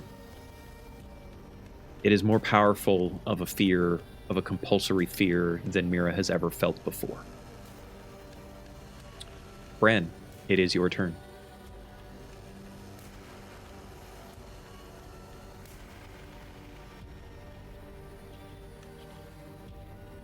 Thank you, by the way, Proxima Rising, for tossing a hail to Mira and saving her from having goose egg advantages once again.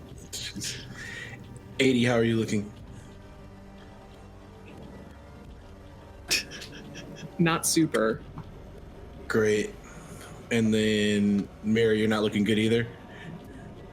I'm not the worst, but I have, taken some damage. Okay, I'm gonna He's cast bloodied. Aura of Vitality. You didn't ask me.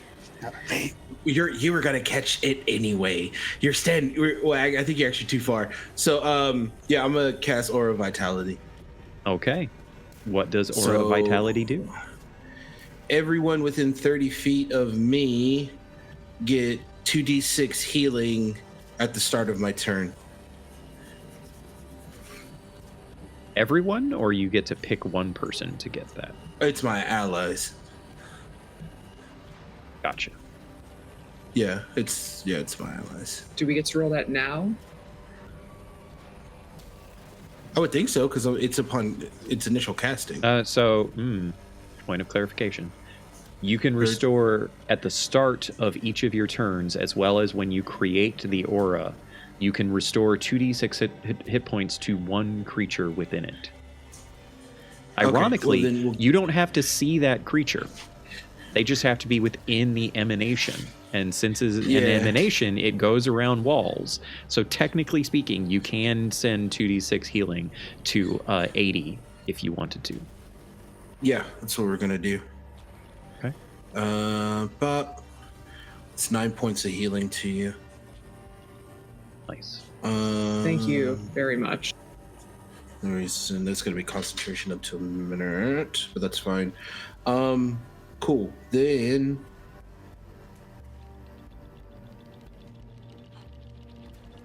bonus action, I'm gonna shoot a radiant arrow towards that dark flame. From your starry form thing? Mm-hmm. Okay. I will suggest to you that you shift over one space in order to not give him cover. Because otherwise he has partial cover. And it doesn't cost you anything to do that. So I would suggest that. Not leaving that section. Okay, cool. I'm gonna do that. So it's bop. So 15 to hit. 15 misses.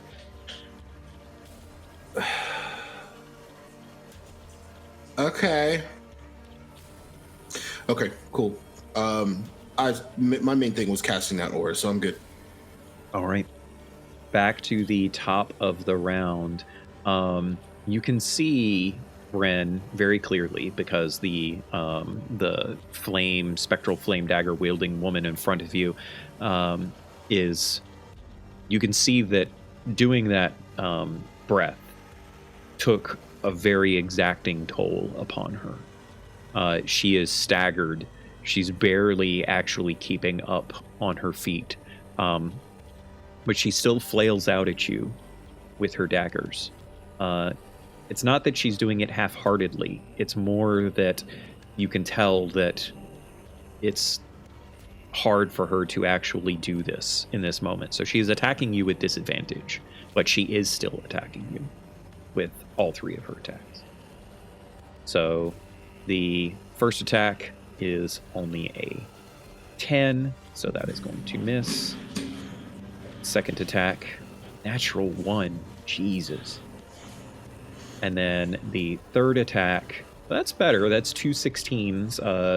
That's going to be, with her bonus, that's going to be more than enough to hit. So one final attack does, in fact, hit you for 6 points of fire damage. But you can tell very clearly that this is almost like... It's almost like she's struggling to even keep herself up at this point. And that brings us to Terathos' turn. Terathos does not like the guy running away from him. He's going to leave it to Tig to take care of the flaming bow guy. And he is going to charge after over here to this guy. As he does this, you can see that he... Oh, actually, no, I don't have to declare it in advance. He's going to attack. And he actually gets to attack twice. So his first attack is a 21 to hit, because I roll better than Deb. And his second attack is also a 21 to hit. So both attacks will hit, and he is going to Divine Smite on the first one. So you all see radiant energy wafting off of this maul of his. And he can do it once per day without expending a spell slot, so that's what he's going to do. And he brings down the hammer. So that's 12 points of bludgeoning damage and 19 points of radiant damage. So 31 points of damage on this guy. And as the maul slams down... Oh, wait, that's just the first attack. The second attack also hit for another 11. So, yeah, a lot of damage. And as the maul slams down on this guy's form, he crumples. Like, he is now severely injured. He's bloodied from the impacts of this. And you can actually see this aura of radiance surround this guy from some kind of magical effect of Terathos' maul. And so the next attack against this spellcaster has advantage. Just so you know.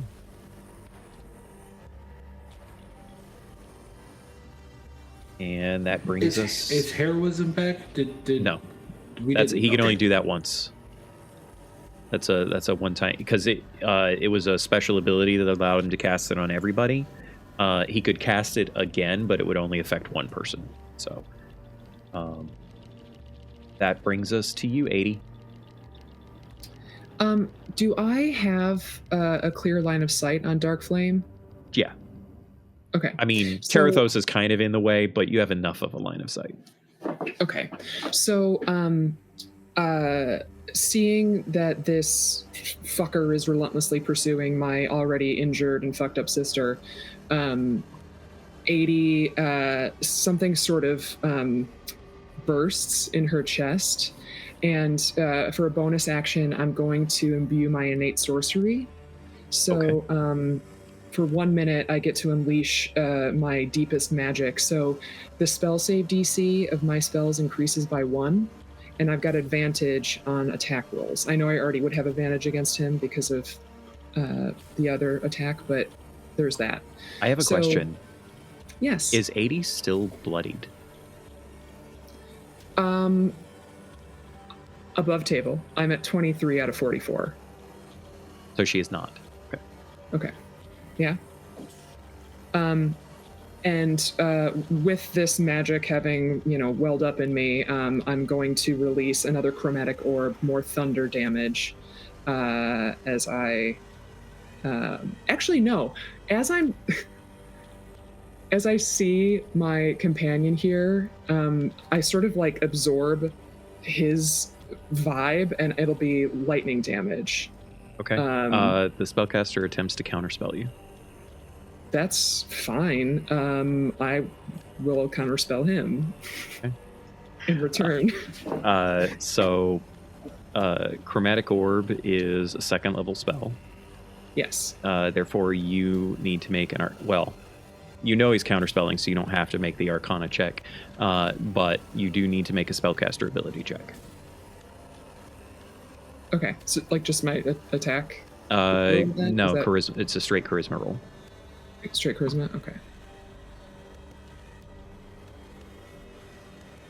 I'm gonna use an advantage. Thanks everybody for advantages. Okay, that's makes me much happier. Good God. Oh, it disappeared from me. Shit. You had a 13 on the die. 13 on the die? Okay. Yep. It's +4 then. Okay. You do counterspell his counterspell. Gorgeous. Okay, so with all of that, then I attack at second level with the chromatic orb. Oh, I forgot I get advantage. Doesn't matter. Natural 20. Damn. Yep. What's the normal damage on this? 4d8. So damage? Now it's 4d8 plus 32? Because it's a crit? Sure. Yeah. So 22 plus 32. I'm not good at math, you guys. What is that, Miko? 54. How many points of damage is that? Oh. It's 54. I was going to do something earlier, and I didn't because 80 is not bloodied. But I feel like it's appropriate. Please make a wisdom saving throw for me. You betcha.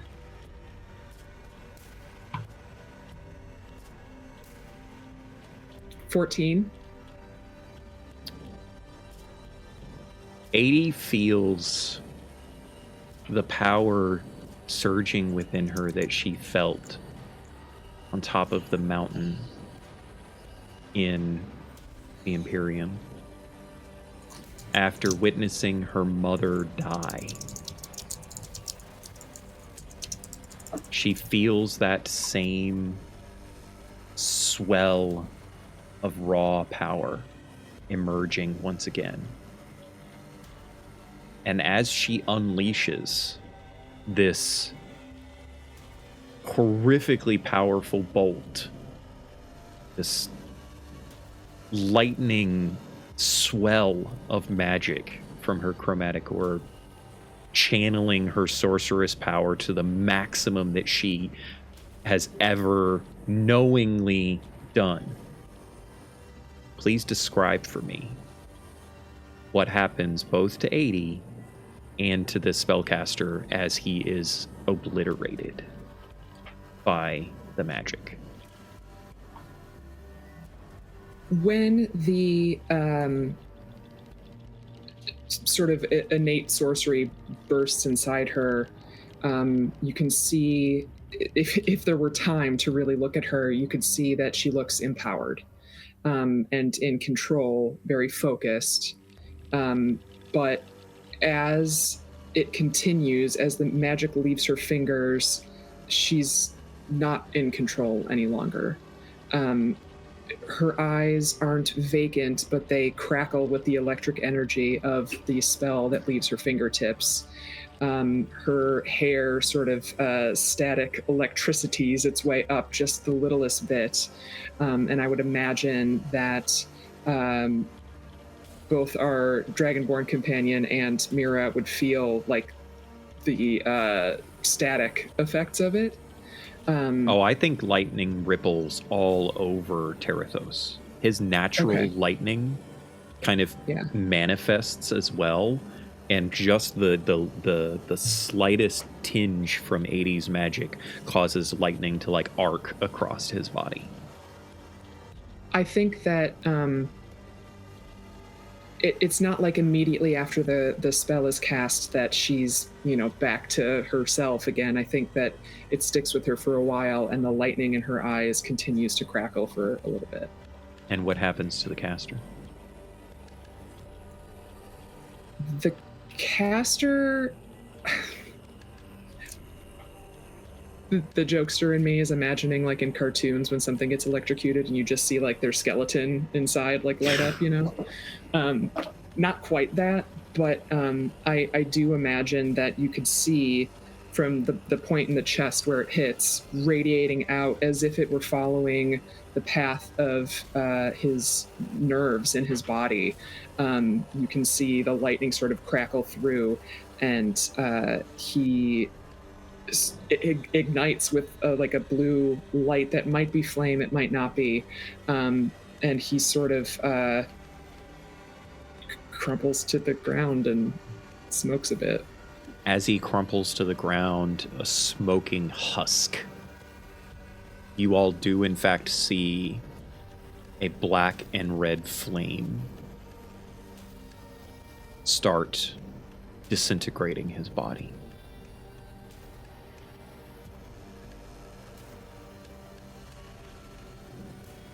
Mira, you can see what happened, obviously. And I'm no longer frightened? You are no longer frightened. The source of Great. your fear is gone. That isn't to say that she might not be a little bit afraid. Right, yes. I think I can feel the energy coming, coming from 80. And you can also just barely peek around that corner and see past Terathos and see the flying hair, the arcing electricity in her eyes. And I feel like Mira needs to make a charisma saving throw. Okay. Sorry.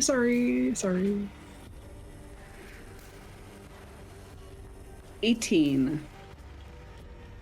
I will say that's enough to succeed in this moment. But you are staring into the visage of the person that you saw before when your mother was disintegrated. I think Mira is like torn because she knows there's not a lot she can do right now to help 80. She's definitely not at full strength. She is like nowhere close to, there's a body and a big dragonborn in the way, and so she can't even get to her. So I think she decides like we need to get this fight over as quickly as possible, and is going to send 2 Eldritch Blasts to this blade that Bren and Sisk are fighting against. Okay, go for it. Don't forget your sleight of hand check. Dirty 20. You succeed. First is a dirty 20 to hit. That hits. And that will do 7 damage. That's 1 hit point left. And the second one, come on, hit. 22. Okay. You do, in fact, take her down. What does it look like from your perspective? How does 80 or how does Mira take this person down in this moment? I think she is like feeling some of that crackling energy as well from Theranos and from 80, and so it is almost like a little bolt of lightning that shoots out from her. Beth, what is 80's like magic typically look like? A lot of times it's kind of like an opalescent sort of pastel kind of situation. I think there is like just a tinge of that colors Mira's Eldritch Blast a little bit as she's feeling all of these emotions and the lack of control from 80. I think as that is happening, she can feel through her connection with 80. She can feel a power emanating. And as her magic is morphed and affected by the power that is welling inside of 80, I think Mira starts to feel it too. And whereas 80 may be more confused by it, I think Mira would be afraid of it.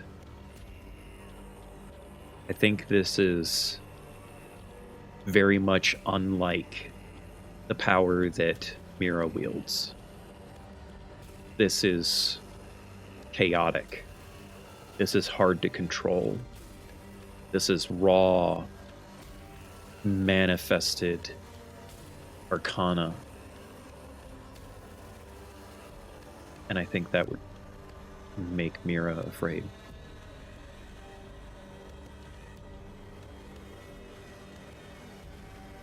As you do that, or as that happens, more or less simultaneously with this, the thaumaturge gets to go. He reaches up, takes his flaming bow, and tears it in two.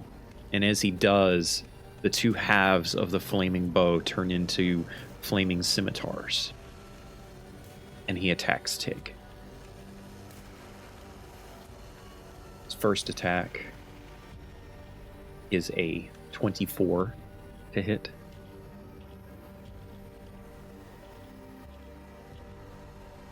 Oops, that's the wrong dice. I should roll over here.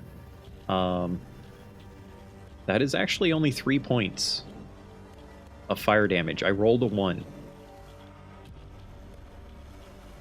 Second attack, however, still incoming.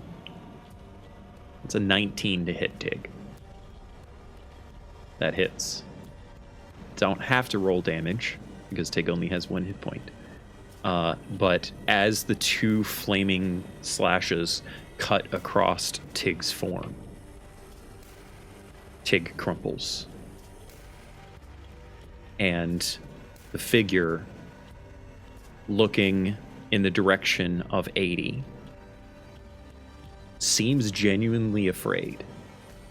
Quite injured. Seems genuinely afraid. And throws themselves into the flaming pit.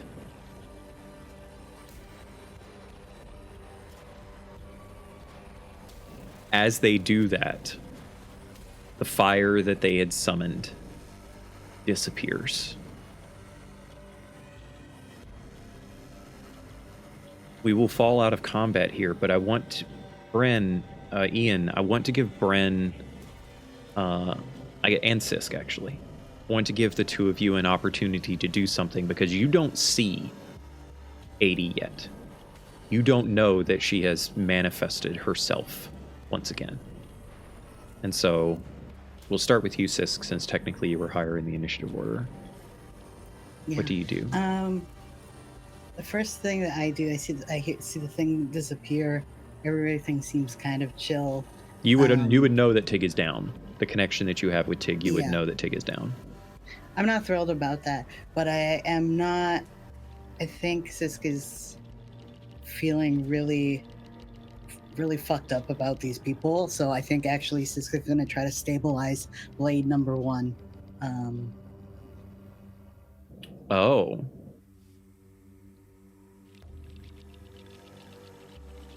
I'll let you try. Mm-hmm. But it's going to be difficult. You need to make a DC 15 medicine check. Unless you have... well, actually, you know what? Yeah, I think you still have to make a DC 15 medicine check even if you do use magic. Like a cure wounds or something? Okay. Right. I will cast then borrowed knowledge on myself to get proficiency in medicine. Does borrowed knowledge take an action, or is it more than one action? Oh, it does take an action, it looks like. I mean, I'm asking, does it take an action or a minute? I don't remember. an action. Okay. I'll allow it. Okay, cool. I'll give it a shot. So then I think I have a +3. I'll just roll something that's +3.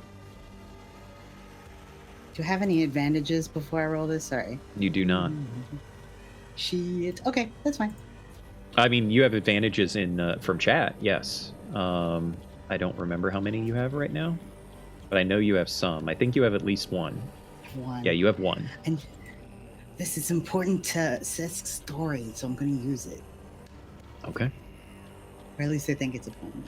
All right, so 3. Well, that's 1. A natural 20. And a nat 20! Nice. Gotta respect the nat 20. You go... you still have spell slots left, right?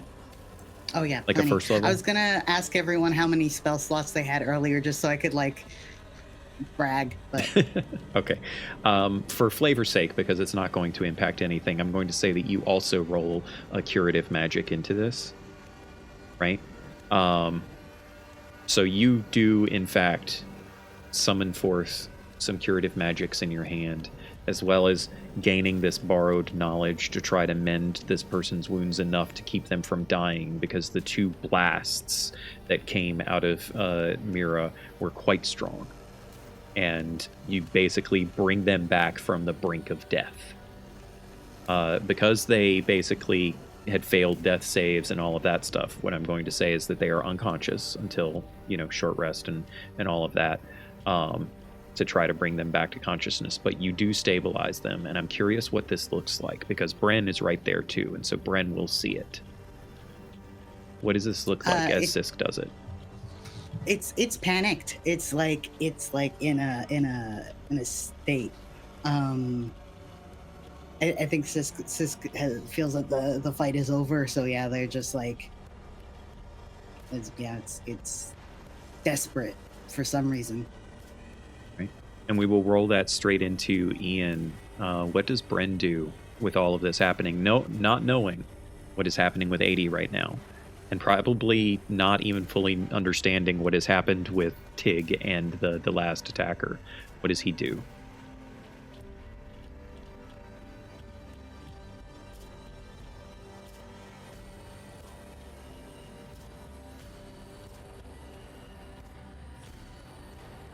You did. I think Ian, I'm confused. Is there anything that you need to ask me to clarify before you make your decision? No, I understand what's going on. It's more so of I maybe confused wasn't the word. Conflicted. Got it. Maybe is the case. I think seeing Sisk scramble to get this blade going, he's gonna try and stop them, but not in a forceful way. It's more so of what are you doing? What? It's over. We need to go find Ren type deal. Yeah. I think right now Sisk is single-minded and would just bat him away, just you go, I'll be there. Give me. Go where? We're done. I want to. I think the next thing he'll do is try to see if there's any tracks or anything that leads to them going away. Maybe they drag Ren. I think he's completely ignoring everybody because now he's we have to find somebody from the crew now. Okay. Given that, I think he's going to emerge more or less into that kind of main chamber area. You will see Tig crumpled on the ground, unmoving. You will see no other combatants. You will see 80 standing there in her lightning-charged self.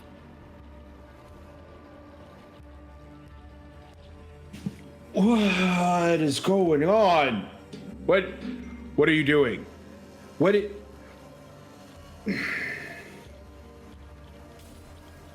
I'm going to go find Ren.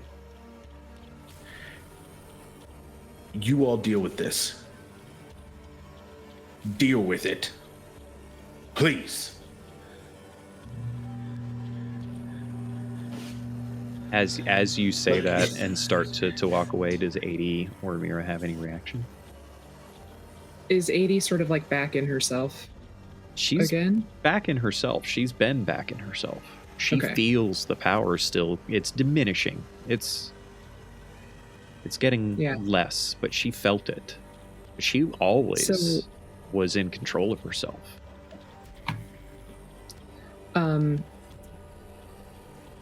I think that when Bren says, you all deal with this, I think she would feel a spark of anger, because I think that as much as she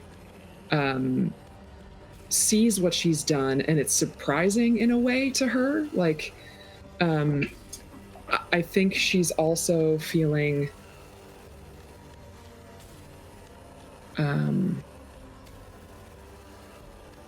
I think she's like still like high on the feeling in a way. Just like her magical jolt lasts a minute, so I think it would start to fade, but I do think that more intense wellspring of magic is there. And take a look at the message that I just sent you. Then I'm going to let you decide what to do with it. Yeah.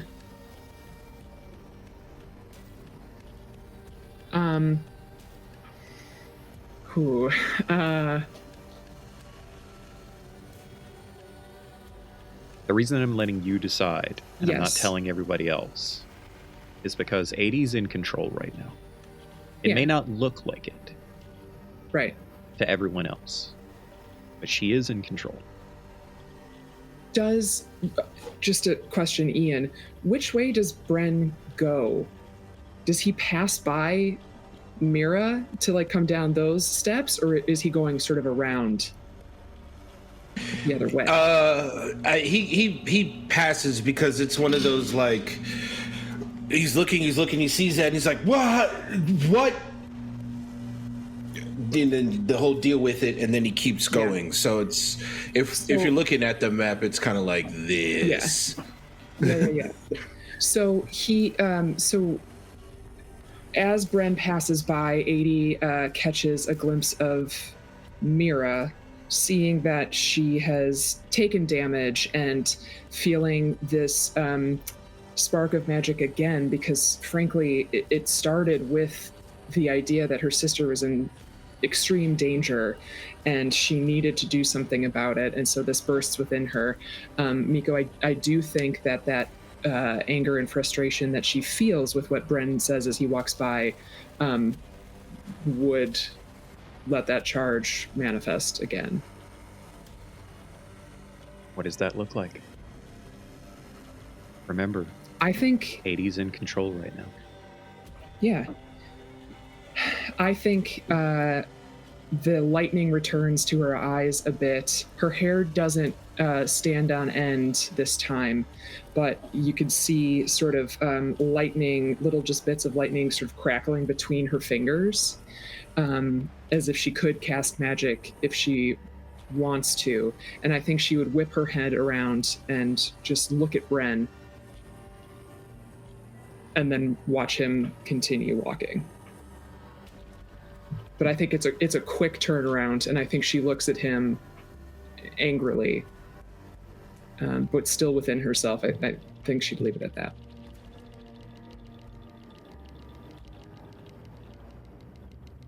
What does Mira do? Mira is going to I want to use her magical cunning ability to start regaining an expended pact spell slot.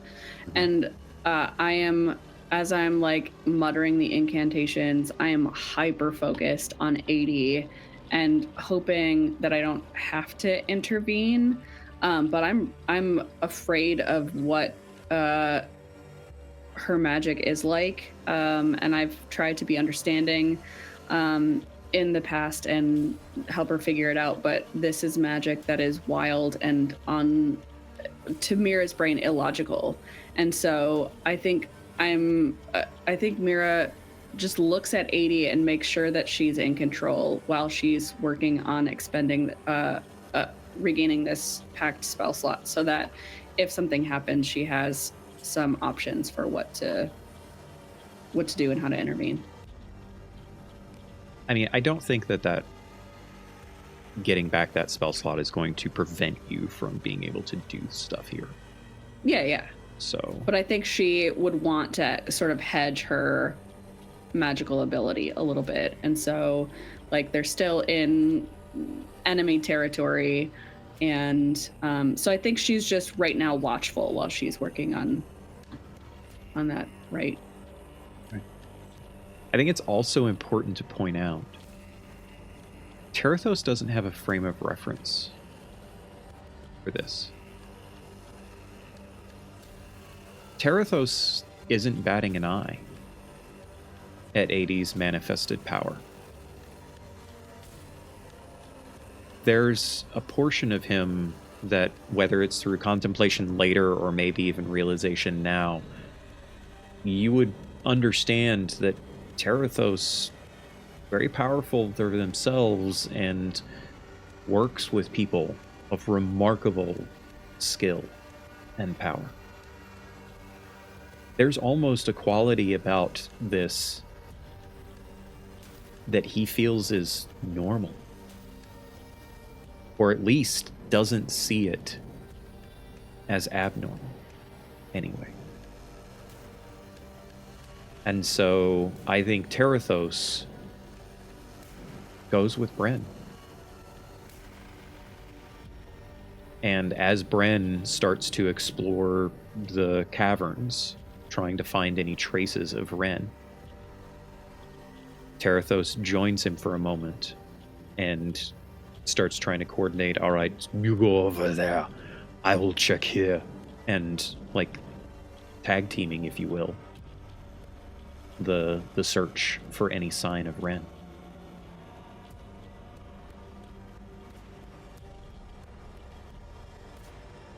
I'm gonna come back to you, Sisk.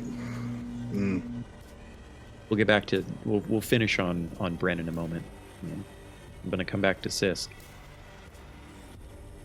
The spectral flame dagger wielding person is stable. Quite injured, but stable. And you can tell very clearly now, in looking at their face, painted, scarred, marked, but their facial expression underneath of all of that is vastly different than what it was when they were fighting. When they were fighting, they were different. They were not, you dare to say, not human. But now when you look upon their human face, you see a normal person. Wash the paint away. Remove the scars and the marks. They could be a baker, for all you know.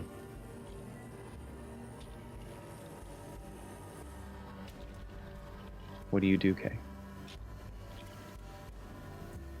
I mean, I don't think anyone's paying attention to this, but if we're watching third person style, their form kind of ripples and it looks like this person for a second, and then goes back to the form of Serval. It just kind of like ripples through them, and then they breathe very heavy. They kind of pick them up, haul them up a little bit, drag them over to Tig, and then are gonna take a minute to reboot Tig, get him back up and running. You still have a spell slot left, so I think it only takes an action, right? Because he just went down, right? Mm-hmm. You can use your Smith's tools. Take an action and bring him back. Oh no, it is 1 minute. I'm sorry. You are correct. It is 1 minute. After a minute. Yeah. Okay. So you immediately start working with your Smith's tools to revive Tig. And that'll leave us back to the twins.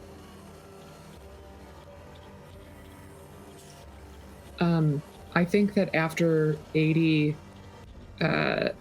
turns around to look at Bren, she sees that the group is now back here for their actual intended purpose, because her focus and her purpose changed in the middle of the fight to protecting her sister. And I think that seeing that there are things to do, I think that she would step a little closer to Mira, maybe about like 10 feet away, and just sort of beckon her over. Just come on. We need to start looking for Ren. Mira has, for the most part, taken the lead between the twins through their whole lives. And I think this is the first time she really understands how powerful 80 is, especially in relation to her current state. And so I think she just takes the role of follower at this point, and she feels that there's a shift in their dynamic that is, if not permanent, gonna stick around for a while. And I think there's this unspoken, subtle realignment for both of them, of 80 being the one taking charge and Mira following behind. Does 80 feel the fear that Mira had felt, or is there any worry?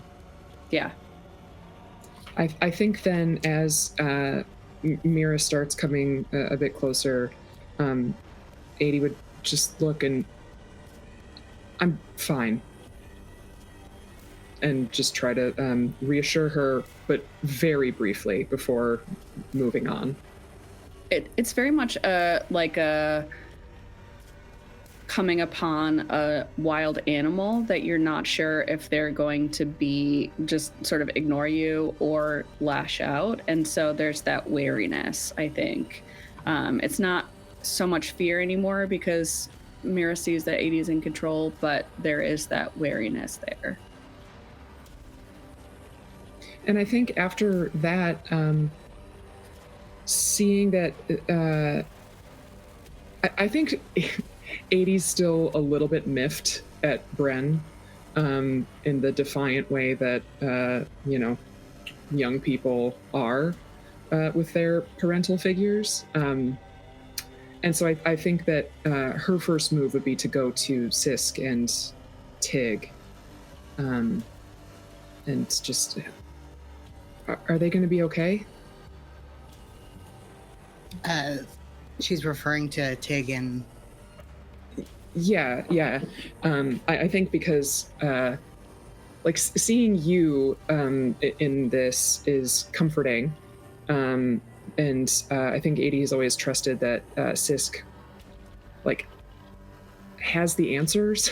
Maybe not all of them, but I think she really trusts Sisk's opinion of things and abilities. And so I think watching Sisk start working again, I think is a shift that 80 is interested in taking at this point. So can you fix Tig? Oh yeah, it'll be fine. They'll be fine. It'll just take a minute, literally. But how are you doing? How are you looking? I think she looks pretty normal. There's no more, rage in her eyes or anything. But I do think that you would see that she does look just a little bit more confident. There's like a spark of something in her eyes that kind of like Deb was saying with the like shift in the twins, that like, you know, she's the one now coming to help, and Mira's following along with her. Yeah. Yeah, everything's gonna be okay. We're gonna help find Ren. Brennan and the Shugo went that way, so I don't know where you want to start looking. And then also Siska's going to very lightly brush some hair into place, because I'm sure the magic kind of messed it up, and we'll cast Cure Wounds at the same time. Thank you. Just been like, you know, fixing you up a little bit. Thank you. I think you did a good job. I'm also scared to do magic for Mira because she's gonna get hurt. Anyway. Just give her a pat on the back. Speaking of pats on the back, thank you, Rolling Nomads, for raiding in. Things have gotten a bit crazy tonight. We just concluded a rather tense combat and are now about to wrap a few things up. And as we do that, Ian, I'm going to come back to you. Is there anything in particular that you would like to inform me of what Bren is doing in this moment as he is searching these seemingly endless caverns for any sign of Ren? I think the same frustration that came across Bryn on the boat when, like, after the whole mirror thing is starting to happen again after that quick moment of seeing 80 in that form.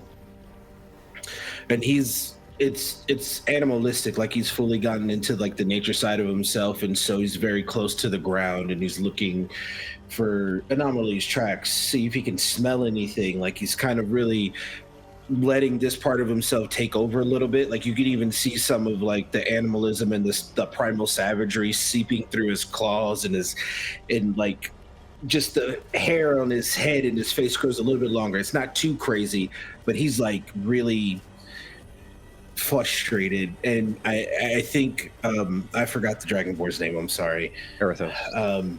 Terathos could probably hear him just kind of going like, he's like, I don't understand. And every single time they don't listen. They never listen. They just had to come in and get. He's trying to like look for something.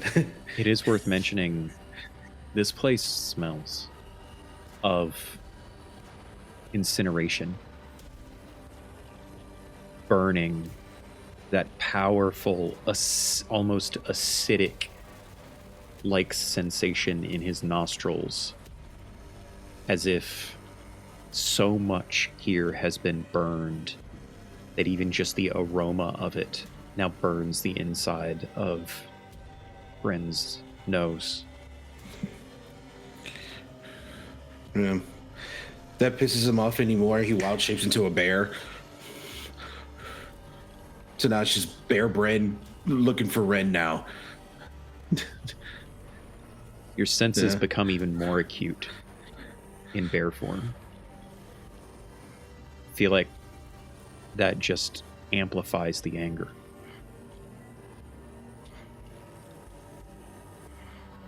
As you start moving hastily with as much speed as you can muster through the various chambers, you hear an echo down a particular corridor. Terathos' booming voice calling out for Bren. Assuming he answers, and goes charging off that direction. Mm-hmm. As Bren charges that direction, he moves from around the corner to see Terathos standing there. And behind him is very clearly another chamber. And there are firelights flickering behind him, which you haven't seen much of before. But like whatever chamber is behind him looks a little bit more normal, for lack of a better word. Like, you know, there is a room behind him, and there's lights and sconces on the walls, and you see, you know, partially can see some furniture and the like. Give me an insight check, please, as you look upon Terathos.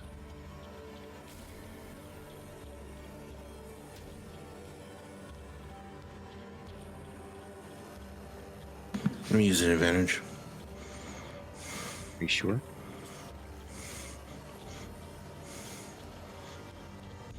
No. Screw it. We'll sit with the 4. Let's go. Natural 1. Yeah. Bren is filled with anger in this moment. And I will ask you how that anger manifests as Terathos is looking upon Bren in his bare form, unafraid, strangely, and steps towards him and says, "You should see this." And he pulls his hand from behind his back, and you see 2 fragments of a bow in his hand. Scarred, burned, destroyed. You see Ren's oath bow sundered in Terathos' hand.